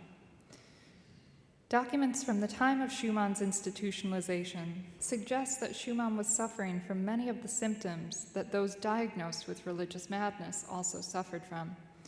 While Schumann's doctors did not explicitly diagnose him with religious madness, in his admission record, his physician wrote Melancholie mit Wahnsinn, or melancholy with delusions, as the diagnosis. Goldberg notes that psychiatrists of the time often saw religious madness as a subset of melancholy. Marianne Bargiel, Clara Schumann's mother, came the closest to identifying Robert's sufferings as religious madness, writing in a March 1854 letter to her son Voldemar that Robert's condition remains the same, tending chiefly toward melancholy, and when there are outbreaks, it is religious fanaticism. One symptom associated with religious madness in asylum records was reported interactions with apparitions like ghosts, demons, or angels. Clara reported in her diary that Robert, on February 17th, was of the firm belief that angels were hovering around him and making the most wonderful revelations for him, all to wonderful music. The next morning, however, the angelic voices changed to demonic voices with horrible music. They told him he was a sinner and that they would throw him into hell. They rushed to seize him in the form of tigers and hyenas. Schumann's psychiatrists at Endenich, Franz Richards and Eberhard Peters, made daily notes about Schumann's condition over the course of his 2 years at the asylum. According to these notes, Schumann spoke often about demons plaguing him. Another theme from religious madness cases was concern about Bible reading. Goldberg examines multiple cases in which psychiatrists at Eberbach worried about patients' interpretations of the Bible. In one instance, for example, a psychiatrist noted that a patient was usually industrious and rational, only the Bible confuses his head, and he is therefore still considered dangerous. Clara Schumann's reports from February 1854 show strikingly similar language. In her diary, she wrote, "I noticed generally that his condition always became more agitated when he read the Bible, and this gave me the idea that in reading it, while collecting quotes for his Dichtergarten, he was perhaps delving too deeply into things that confused his mind, as his sufferings were almost entirely of a religious nature." Clara continued to worry about Robert's interactions with the Bible. When Robert requested his own Bible in the spring of 1856, Clara wrote to Dr. Peters, sending the volume, but also expressing her reservations. "I'm sending the Bible here, but allow me to say that I don't like doing so, because I am convinced that it upsets him more than anything else, since it was exactly through this that the first hints of his illness showed, in that he fantasized about evil spirits, hell and heaven, angels, etc." Robert's doctors on numerous occasions noted his interactions with the Bible, which increased in frequency in the spring and summer of 1856. While Schumann was not formally diagnosed with religious madness by his doctors, still the descriptions of his illness from family and friends, as well as his doctors, strongly suggest that we could see Schumann's sufferings as connected to a larger phenomenon of concern about religiose Wahnsinn. Examining Schumann in this framework becomes even more interesting when we consider factors of gender and class. Most psychiatrists working in these asylums were highly educated, middle class, and male. Most patients institutionalized for religious madness were lower class rural women, often servants or women without firm social standing or support. Goldberg notes in her examination of Eberbach that there were strikingly few religious madness cases among male middle-class patients, and the theme of religion in any form appears much less frequently than in the female cases. So if religious madness was coded in the diagnostic framework as lower class, female, and antithetical to the rationality of the paradigmatic bourgeois male citizen, then the fact that Robert Schumann exhibited some of the supposed symptoms of religious madness, terror of sin and punishment, obsessive Bible reading, seeing and hearing supernatural apparitions, signified a particularly calamitous tragedy for a man of his social status and cultural significance.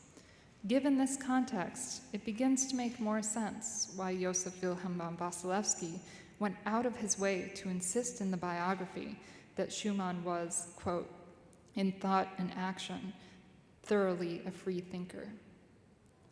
But what does this have to do with the sacred music?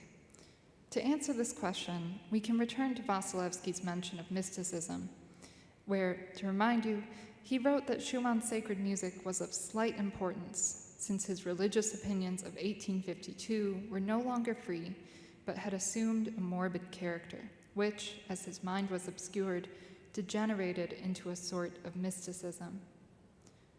When Wasilewski wrote that Schumann's religious opinions were no longer free, he meant, I propose, a euphemism for religious madness, a perceived abandonment of the rationalist approach to religion to which much of his social set adhered. The words obscured and degenerated make clear the pejorative associations with this supposed change. I'd like to pause once more on that word, mysticism. In some contexts, mysticism can be seen as a conduit to the beyond, access to the divine granted to chosen individuals. One can think, for instance, of medieval female mystics, or even of the early German romantics, who strove for a state of transcendence, a glimpse of an unknowable divine that they might channel into art. But in the discourse about Schumann, mysticism was tied instead to descent and degeneration, directly opposed to the rationalist religious ideals that were supposed to inspire his work. This idea is strengthened by a return to Ideler, who wrote in the mysticism section of his Search for a Theory of Religious Madness, "The mystic, therefore, blinds himself with the delusion that it is possible to sever religious consciousness from all ideas, concepts, and feelings which have any relation to the real world. The striving of the mystic works directly towards an overthrow of the inner constitution of the soul." Mysticism for Ideler was a variation of religious madness, a particular ailment that disrupted the balance of an enlightened soul by cutting ties with reality. Seen in this light, Schumann's supposed mysticism was a creative dead end, code for a state of irrationality that undermined his status as a German cultural luminary. One of the most curious parts of the Wasilewski quote is the claim that Schumann in early 1852 was on a steady path of decline to the illness that would eventually lead to his death in the asylum. This is odd, in large part because Schumann in 1852 was working prolifically and productively, balancing an impressive output of compositions with extensive rehearsal and performance duties as municipal music director of the city of Dusseldorf. And tellingly, Wasilewski only mentioned Schumann's supposed decline in the context of his sacred music, not in reference to any of the other music written in 1852 or even the following year. So why did Wasilewski link the sacred music and the illness that would lead to Schumann's institutionalization? In this talk, I have suggested that the diagnostic category of religious madness and the societal stigmas surrounding it offers a possible answer to this question. Wasilewski, in seeking to protect his friend's reputation as a rational and free-thinking man, sought to excise from Schumann's biography anything that could be even remotely associated with supposedly irrational religious tendencies. In this case, this extended to Schumann's settings of the Mass Ordinary and Requiem Mass. The genres that could be seen as the pinnacle of creative endeavor for Beethoven and Brahms could, for Schumann, however tangentially, be linked to his institutionalization and the painful memories of those final years shared by his closest family and friends. Thus, Wasilewski tried to categorize these works as not the real Schumann, but as the product of, in his words, a sort of mysticism. In so doing, he set the tone for subsequent reception of the Mass and Requiem, leading to a long-standing pattern of dismissing these works as premonitions of the illness that would ultimately lead to the endemic asylum. I see this case study as having two purposes. The first is to offer insight into a puzzling piece of Schumann historiography. The second is to raise broader questions about sacred music and the idea of creative genius in mid-19th century Germany. For which musicians was the composition of sacred music lauded as a creative high point? For which musicians was it deemed inauthentic, and why? And what kind of societal forces shaped these assessments?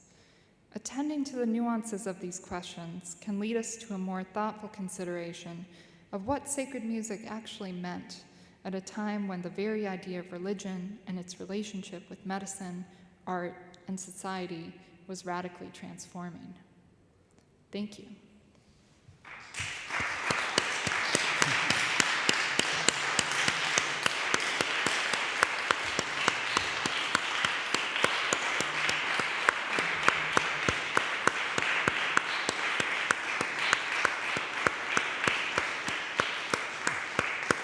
Many thanks, Sonja, for this paper and for this very interesting perspective. And okay, let's see if some questions. Thank you. Yes.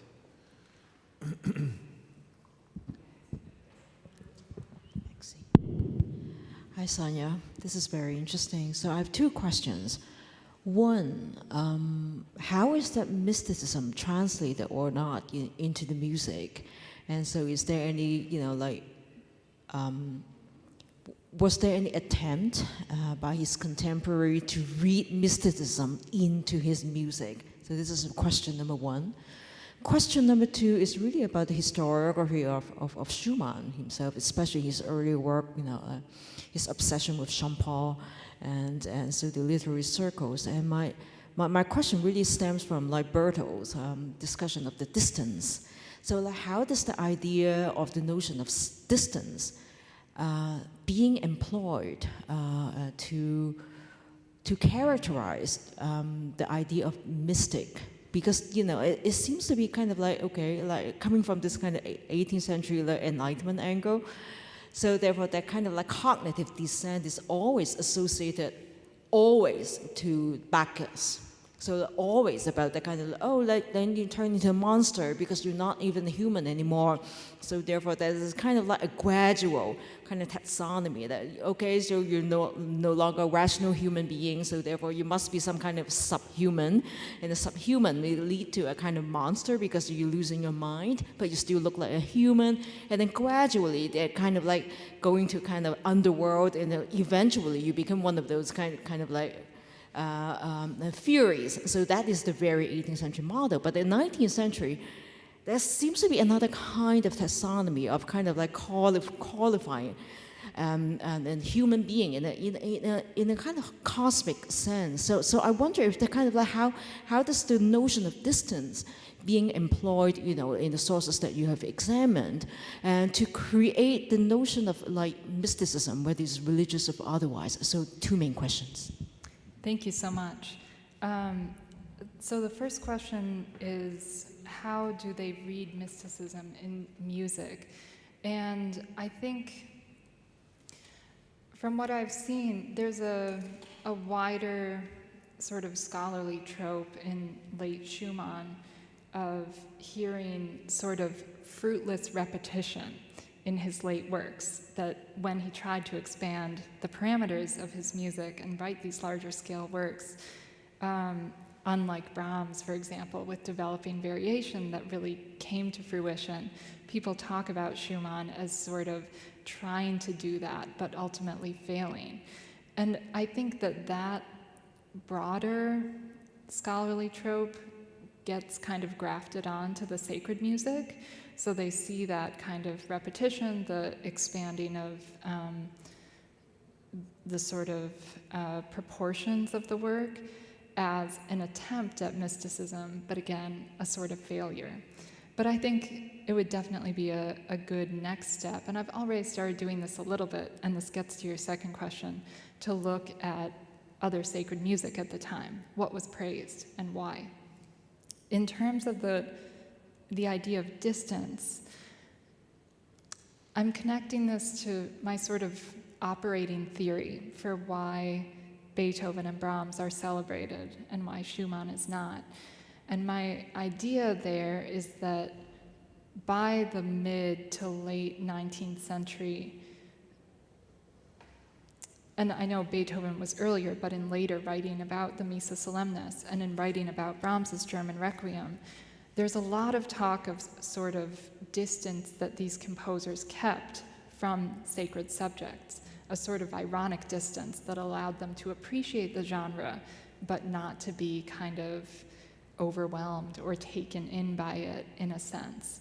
Whereas with Schumann, as you can hopefully see from these quotes, there's an implication that that distance has collapsed and that he did not have that kind of ironic distance that I think in sort of post-Romanticism, late Romanticism, was more highly praised than in early Romanticism, where that transcendental experience was highly valued. So it's an interesting shift.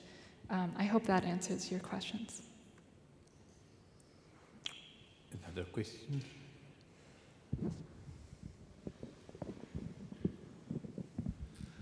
Thanks, Sonja. I enjoyed that very much. I have just a couple of little points and questions.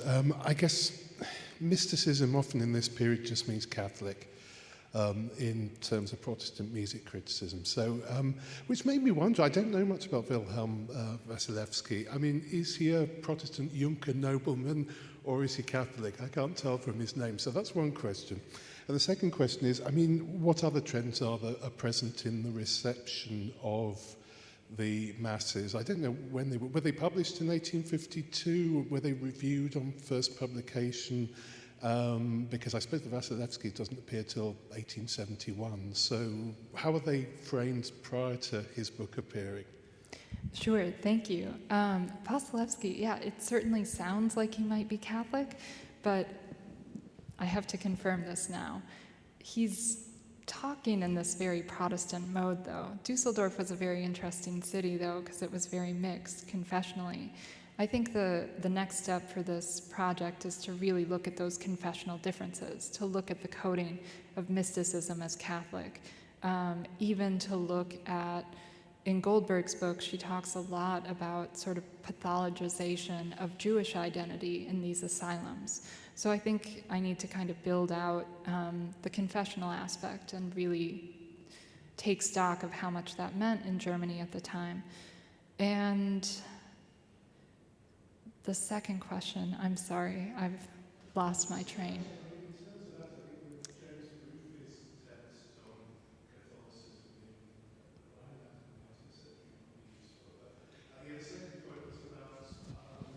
Publication. Yes. More generally of the masses in the 1850s. There we are, you can hear the last word. Thank you. So Wasilewski's biography first came out in 1858, and then there was a second edition in 1871. The Mass and the Requiem were printed and premiered around 1865. So there was a long period when essentially Clara Schumann and Johannes Brahms made the decision not to publish these. Even though Robert Schumann in Embodying actually asked about these works and asked if publication was proceeding. But again, I think to kind of protect his reputation, they kept these works back. But then when Clara heard it performed in the mid-1860s, she actually really enjoyed it, had good things to say, but I think they were just so associated for both of those people with the sort of lead up to his illness. And I think, again, that this sort of religious madness piece might have been playing into it, that they suppressed that publication and performance for a long time, and they did so out of concern for Robert's subsequent reputation. In terms of masses, other masses in the 1850s, again, this is yet another next step. This project kind of threatens to expand outwards in many ways, and that's an important one. So I'll look further into that, but again, I'm also looking at Beethoven and Brahms as kind of, in the musicological sort of canonic account, how those might be interesting points of comparison for these pieces.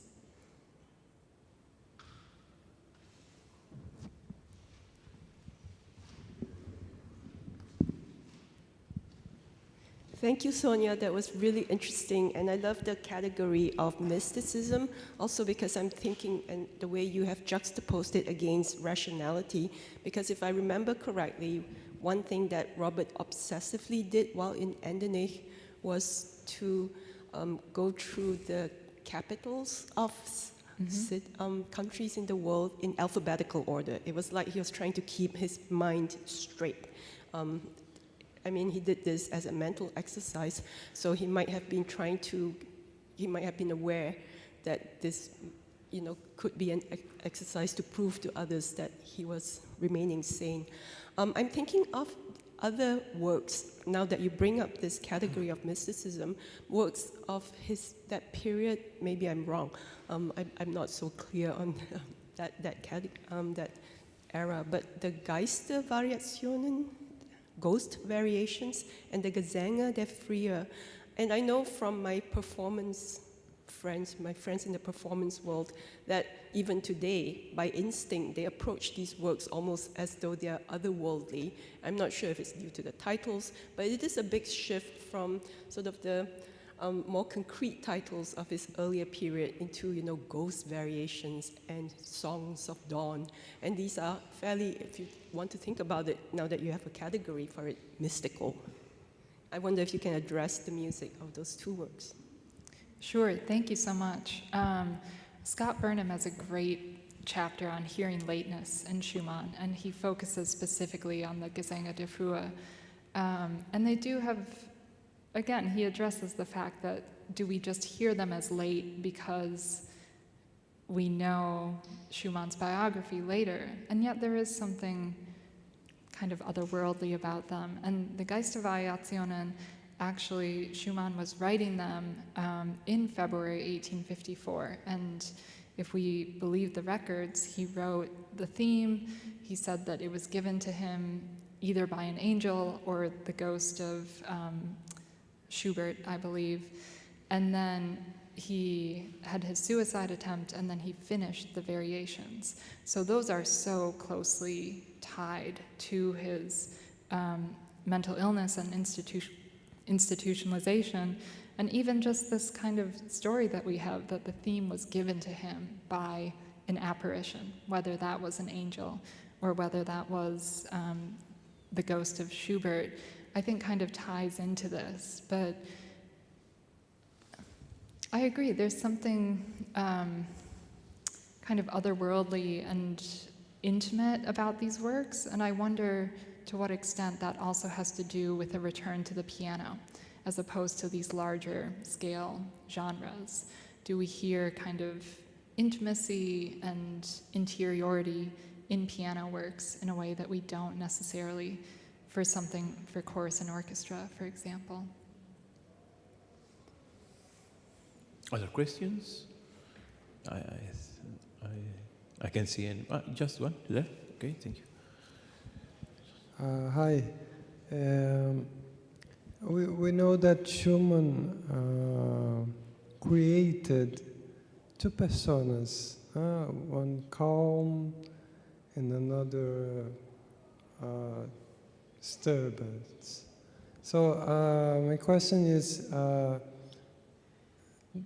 do you know if these personas are in his sacred music, and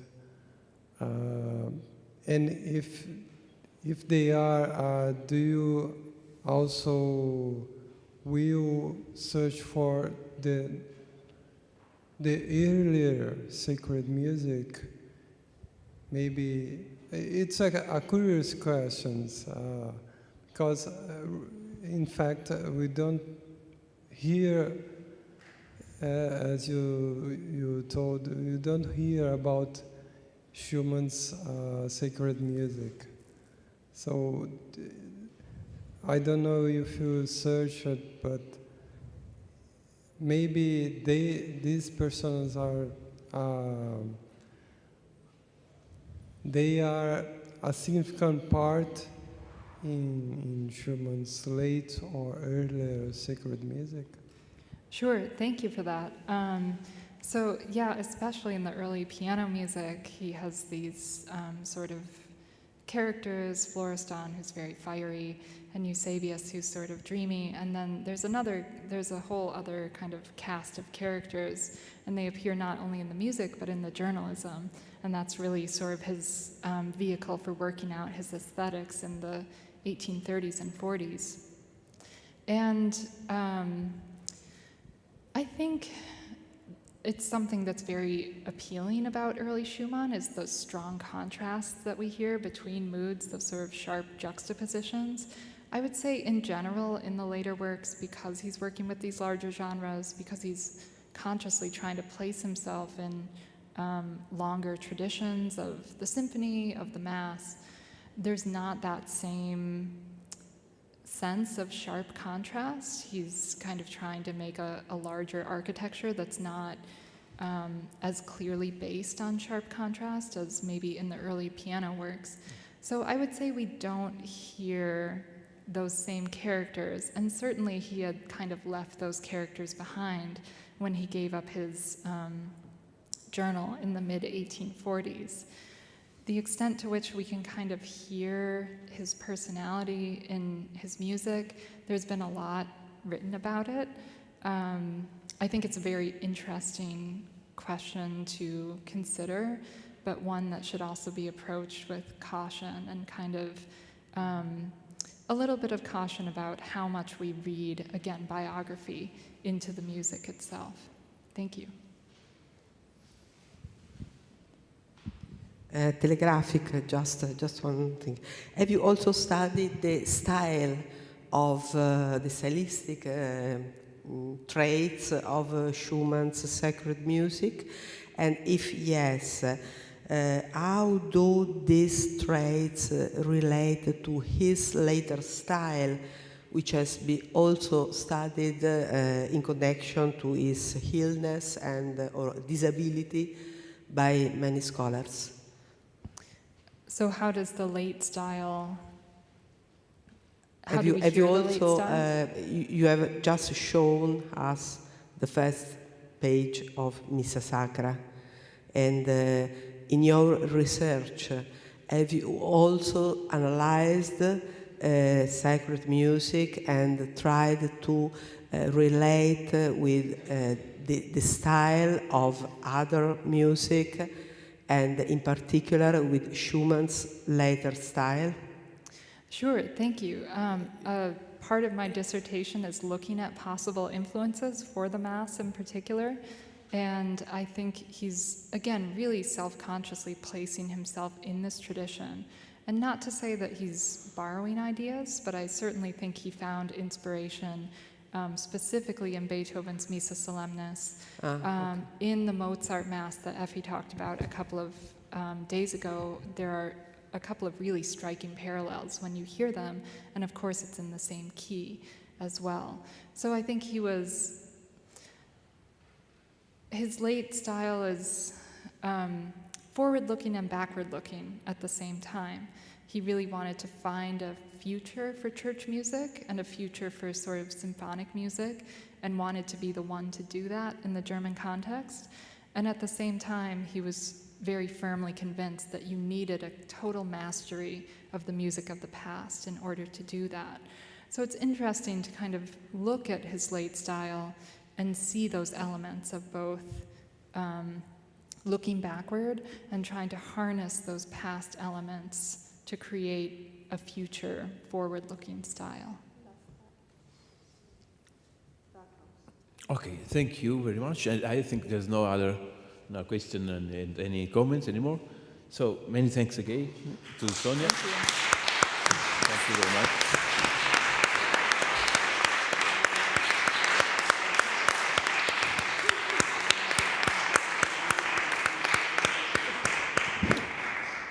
And I'm very, very happy to introduce Germán Gan-Quesada, which I know very well. We met many times in Salerno the first time, and then again, even in Barcelona, if I'm not wrong. Yes. 5 years ago. Yes. And I'm very happy to meet you again.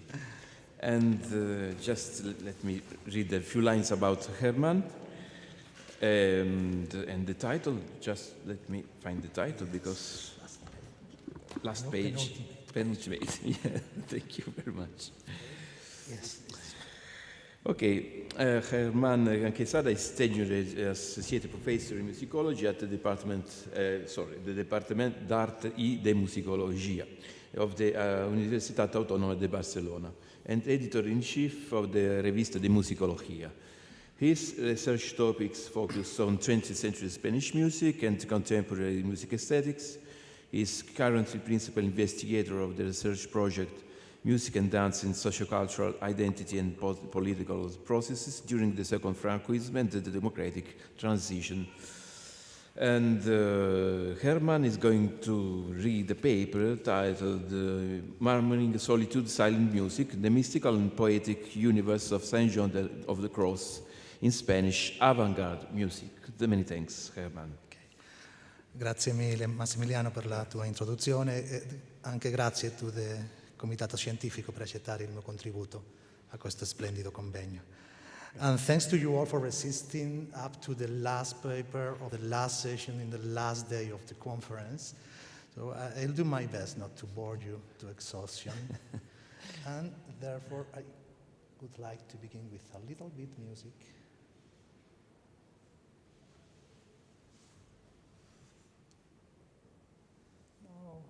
Worked. It doesn't work? The audio, maybe, yeah. No, it's the volume because it's volume, which is too low.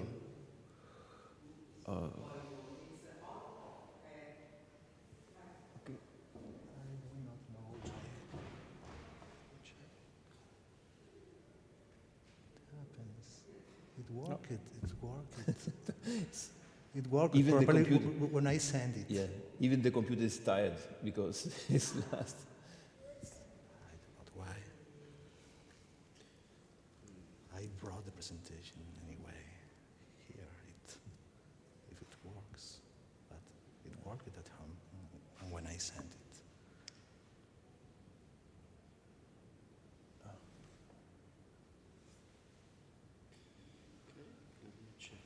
Okay. Oh, don't worry, we will give you extra time. Yeah. I know it's not a boycott. So. Fortunately, we have enough time.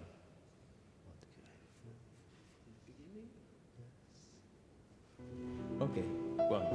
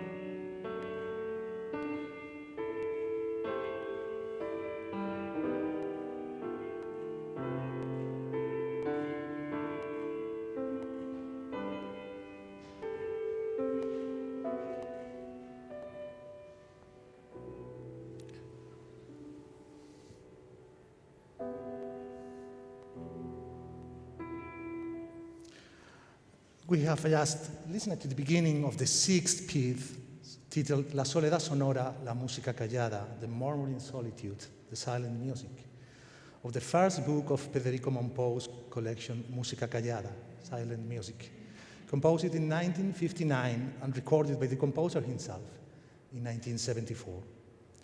Music, in Monpou's own words, without air, neither light, only a weak heartbeat, to approach the subtleness of the poetic and mystical world of St. John of the Cross, which provides the symbolic reference frame for Monpou's cycle as a whole. An example, furthermore, of which Vladimir Yankelevich considered in the last section of his 1983 La Présence Lointaine one of the more accomplished attempts to reach in music, I quote, a form of the experience of ineffability. Monpou's piano pieces were by no means the first ones in which the Spanish composition paid attention to the poetry of one of the foremost exponents of 16th century Counter-Reformation mysticism. So, earlier examples by Joaquín Rodrigo in the mid-30s, this Cántico de la Esposa,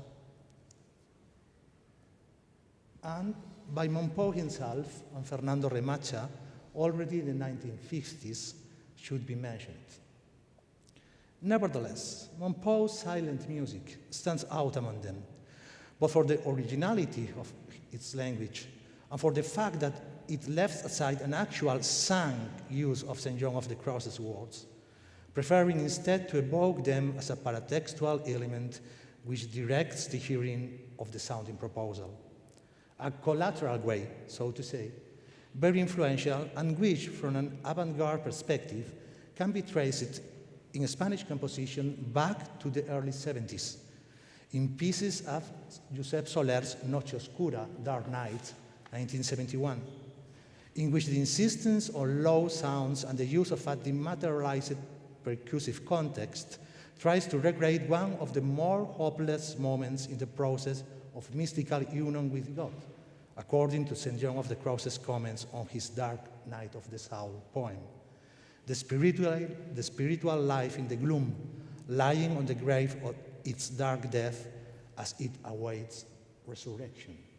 This is the beginning of Soler's Dark Night.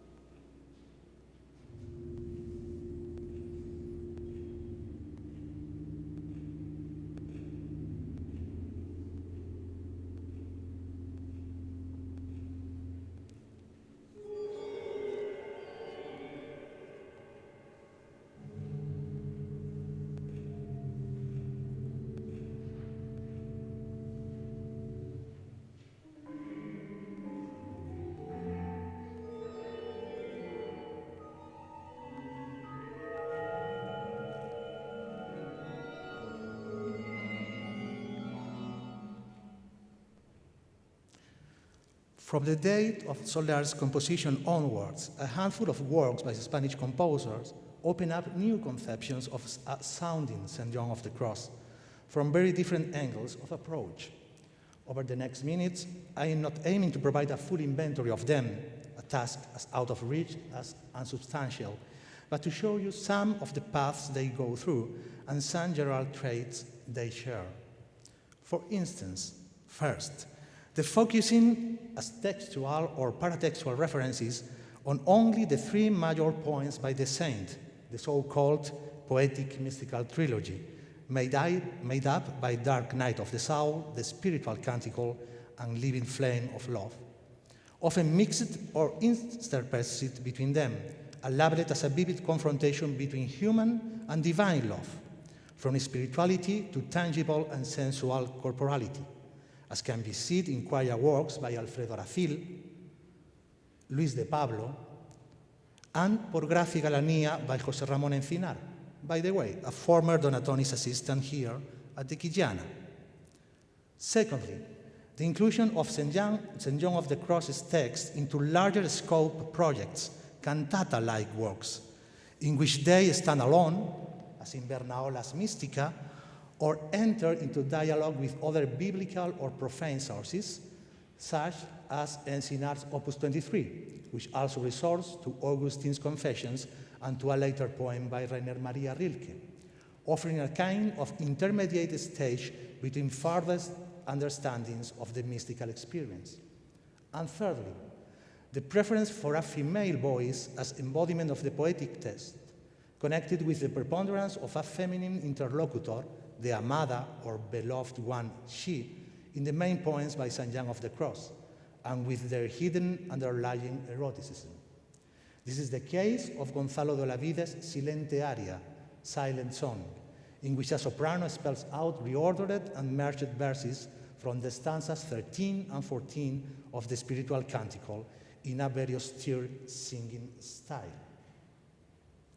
That's one excerpt from Silent Song by Gonzalo de Olavide.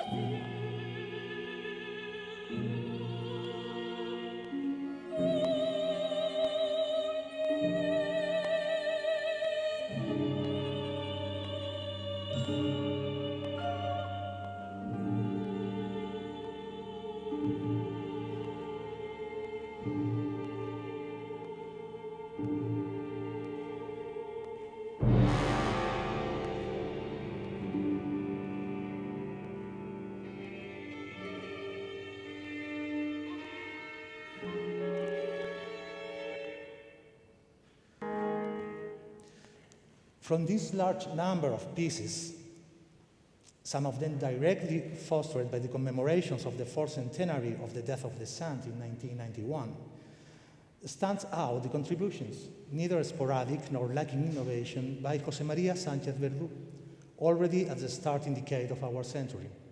So, on occasion of a commission by the Biennale für Neue Musik Hannover 2001, Sánchez Verdú coupled St. John of the Crosses and St. Teresa of Avila's verses in the 5 songs of the second part of his Cassette 7 book of songs. In it, as the composer himself stated, each song is conceived as a kind of frozen image of the steps of a mystical scale leading to the ecstatic gathering of God and the soul, and of the couple of human lovers, through the repetition of rhythms, pitches, and timbres, and the nonsense recurrence of isolated words and constructions.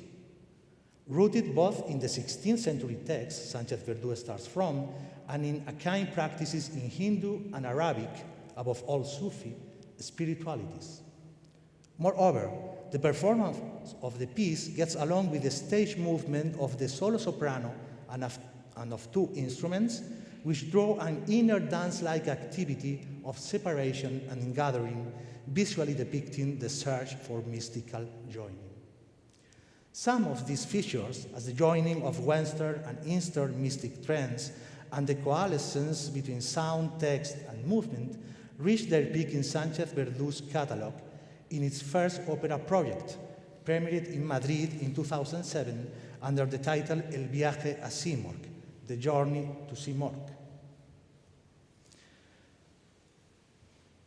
Although, as a leading operatic character, St. John of the Cross has already figured in 1991 Luz de Oscura Llama, Light of Dark Flame, by the composer Eduardo Pérez Maceda, in Sánchez Verdú's The Journey to Simorg, the saint's verses and life are only a thread within a multi-layered palimpsestic plot in which Sufi mysticism, contemporary novel, and denunciation of political, religious, and sexual oppression are put into play. So, the title of the opera and some scenarios allude to the 12th century Persian Sufi book, The Language of Birds, by Farhad Uddin Attar. Meanwhile, the political dimension is added by The Virtues of the Lonely Bird, a controversial novel by the Spanish writer Juan Goytisolo, in which St. John of the Cross, and especially his spiritual canticle, is discussed as a prominent example of the undercover survival of unorthodox ways of religious feelings in the ultra-Catholic Spain of the early modern age, through the ambiguous veil of the verses of the saint, linked to Semitic and Arabic non-Christian traditions, as evaluated by the philologists Luce López Baralt and Pablo Benedito. In Sánchez Verdu's The Journey to Simorg, the process of gradual mystical union between lovers, she and he, nature and soul, soul and God, act as a kind of intimate counterpoint to the rest of the plot lines, borrowed from such different sources. Scattered through Essence 3, 5, and 9, St. John of the Cross's text finally emerged in the 13th scene, titled The Rose and the Nightingale, two symbols of love in Sufi poetry, when the allegorical representation of the spiritual gathering of the amado beloved he and the amada beloved she is marked by the singing, whispering, or parlato of fragments of the stanzas 1 to 36 of the spiritual canticle. And it does so in the very moment in which they almost touch each other by softly moving from St. John of the Cross's verses to one of their main sources, the biblical Song of Songs, and to one of its strictly contemporary settings in music, Victoria's six-part motet, Nigra sum sed formosa, first printed in 1576, that is, 2 years before the writing of the first version of the spiritual canticle. So we can listen to this moment of the 13th scene, The Rose at the Nightingale of Sánchez Verdu's The Journey to Simorg. I apologize for the small size of the images, but the full score is not precisely scan-friendly, so cannot provide larger images. And sorry, I marked in blue the vocal duo Pärt. In yellow, the moment in which the lovers almost touch each other, and how it unleashes the quotation of the Victoria's motet Nigra sum sed formosa by a consort of 3 viole da gamba. I hope it works.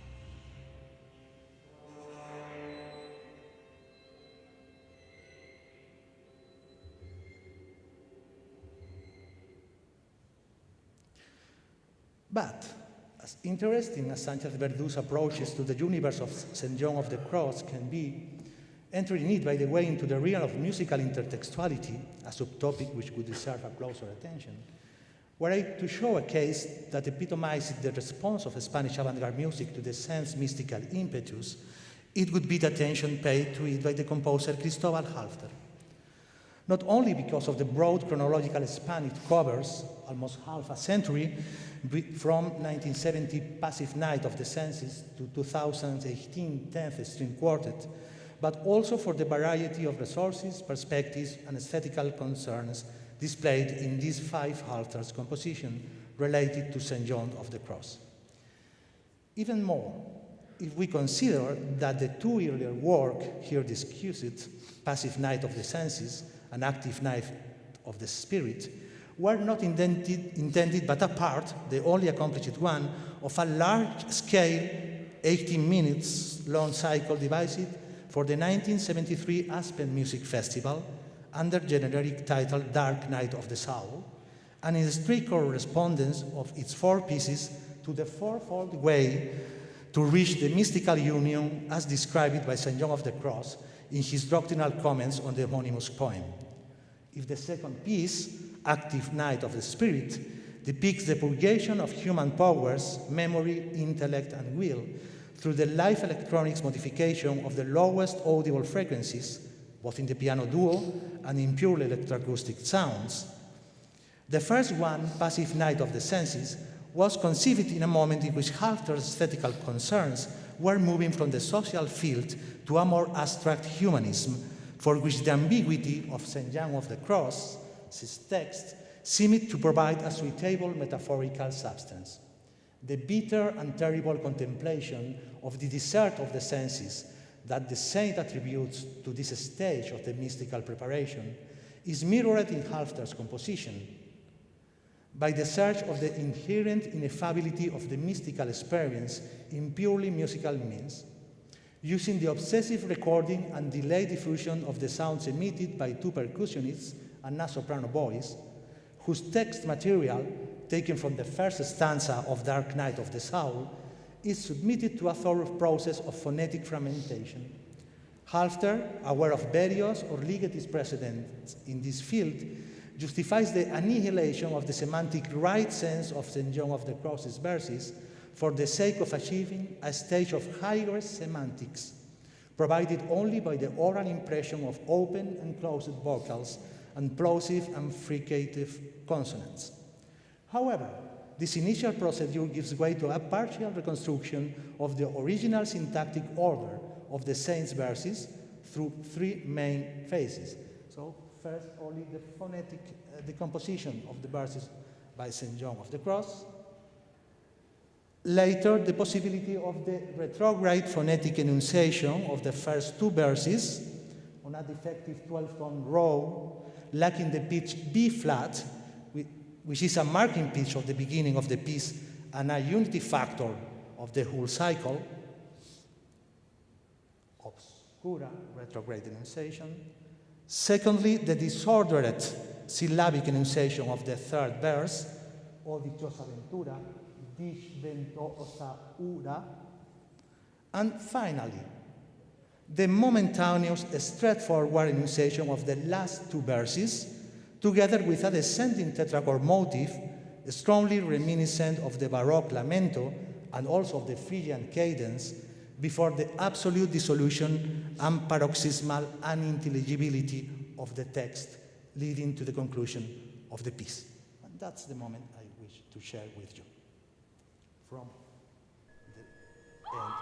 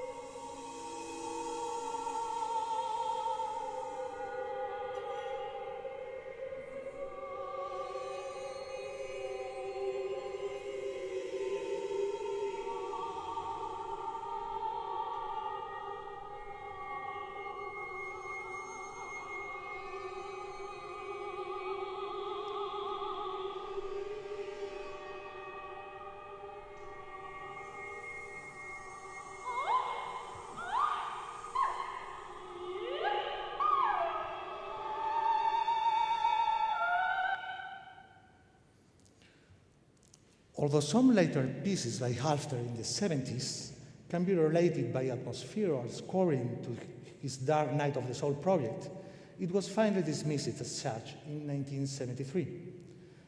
That does not mean, however, that the composer left in oblivion the impact of St. John of the Cross's poetry in his output. In this way, already in 1982, some of the materials of the 1970 Passive Night of the Senses were arranged for a flute ensemble with the title Elemente, and in 1983, in response to a commission by the Bonawelsingen Musiktage, Halfter composed a purely electroacoustic piece inspired by the same two verses of the 14th stanza of the spiritual canticle La Soledad Sonora, la Música Callada, that Monpou has chosen as motto for the piece we listened to a few minutes ago.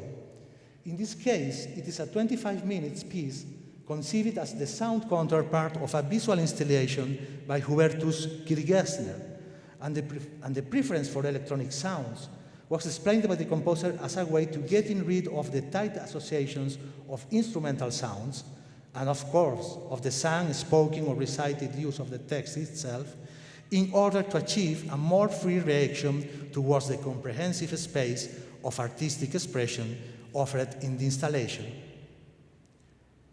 Later on, this electroacoustic piece found another space of resonance, the pilgrimage as way of self-discovery, through its inclusion in the mechanical theatrical cult Sternenweg, devised by the sculptor Helmut Lutz, and successively performed in several German, Swiss, and French towns along the northern way of St. James. These two images belong to the performances of this Sternenweg work in Karlsruhe in 1983. And out of those huge sculptures, instruments, was Halfter's La Soledad Sonora, la Música Callada diffused. For instance, and it's the last musical example, the beginning of its second murmuring episode.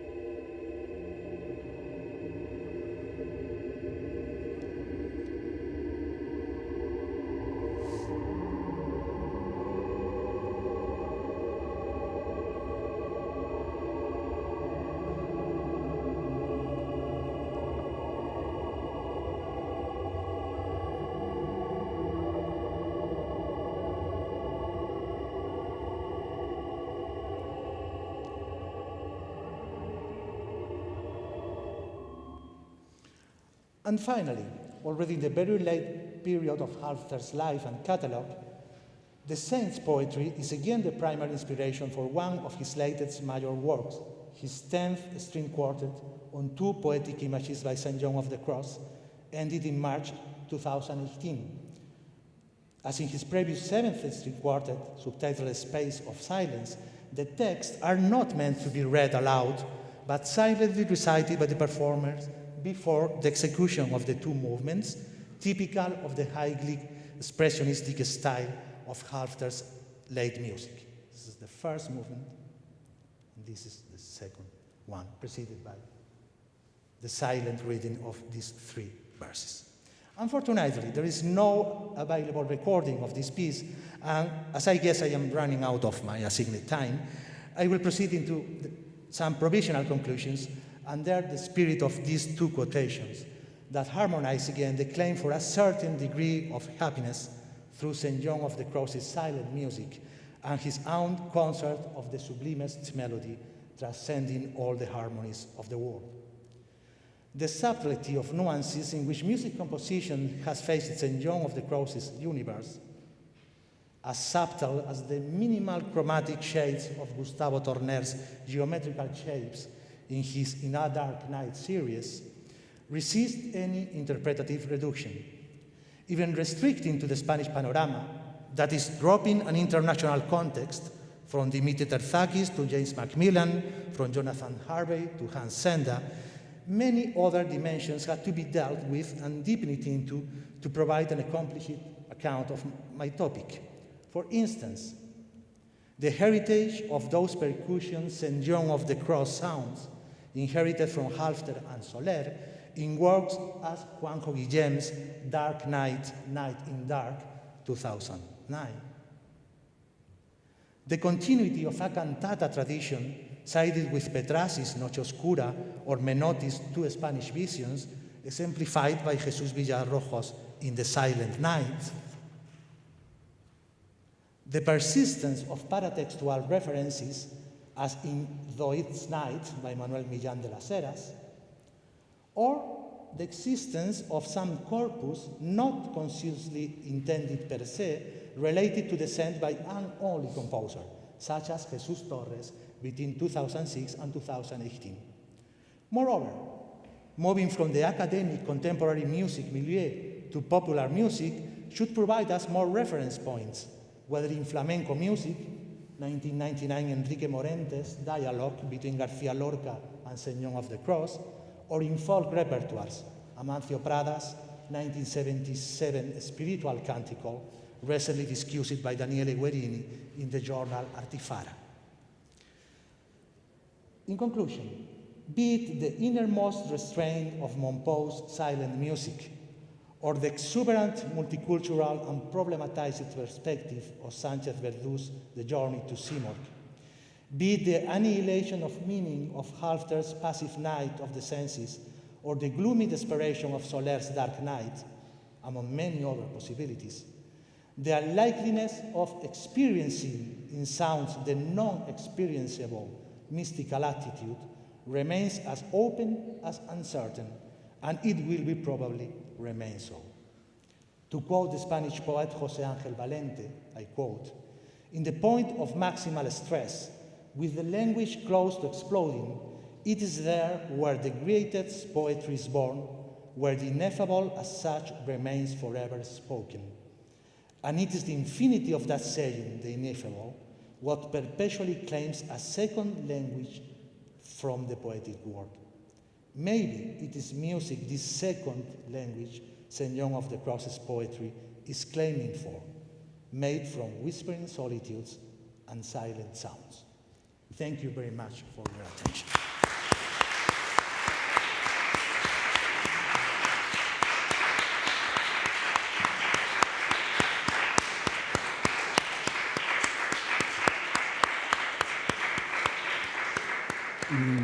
Thank you very much. And for your Yes. patience. I'm sorry, but we are a little late. But let's see if there's some question and comment from the audience, and then I will leave the floor to Susanna for the conclusion. But just a few comments on the Germán paper. Anyway, I will be around later, so if you have any question. Yes. You know, they are even tired. Unfortunately, you were the last one, the last paper. Just a little question. Have you even, you quoted maybe before Santa Teresa d'Avila. Yeah. Have you even made a similar research about the influence of Teresa d'Avila among Spanish avant-garde composers? As far as I know, there isn't. And in fact, it would be needed because it's very usual the joint use of text by Saint Teresa of Avila, who was mentor of St. John of the Crosses. Of course. And furthermore, it would provide, so to say, a gender dimension to the study of this kind of hidden eroticism that in Spanish mystic poetry is always claimed for. But Saint Teresa of Avila is not as such an usual source as St. John of the Cross. Yeah. I wonder why. I wonder why. Maybe because his poems are shorter, I'm not meaning clearer, but maybe more direct than the ambiguity of St. John of the Cross poetry and the need for St. John of the Cross's comments, prose comments on these points that put into another space of comprehension the verses. This is But it's only a hypothesis. Many thanks. Thank you. So, okay, thanks again to Germán and Susanna for a few words of conclusion. Allora, grazie a tutti, dobbiamo salutare anche il pubblico che ci ha seguito da casa in questi giorni, in questi 3 giorni dedicati al convegno Music and the Spiritual Since the French Revolution dall'Accademia Chigiana di Siena, Palazzo Chigi Saracini. Allora, vi porto innanzitutto i saluti del direttore artistico dell'Accademia Chigiana, il maestro Nicola Sani, e i saluti del direttore amministrativo dell'Accademia Chigiana, dottor Angelo Armiento.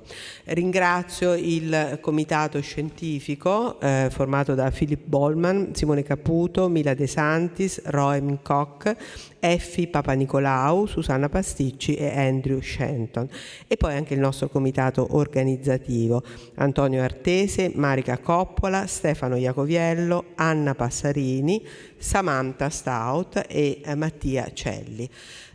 Quindi ringrazio il pubblico numeroso in sala, ringrazio il pubblico a casa e vi do appuntamento per Chigiana Conference 2023 che si svolgerà l'anno prossimo sempre qui a Siena dal 22 al 24 novembre e sarà dedicato alla celebrazione del centenario dell'Accademia Musicale Chigiana.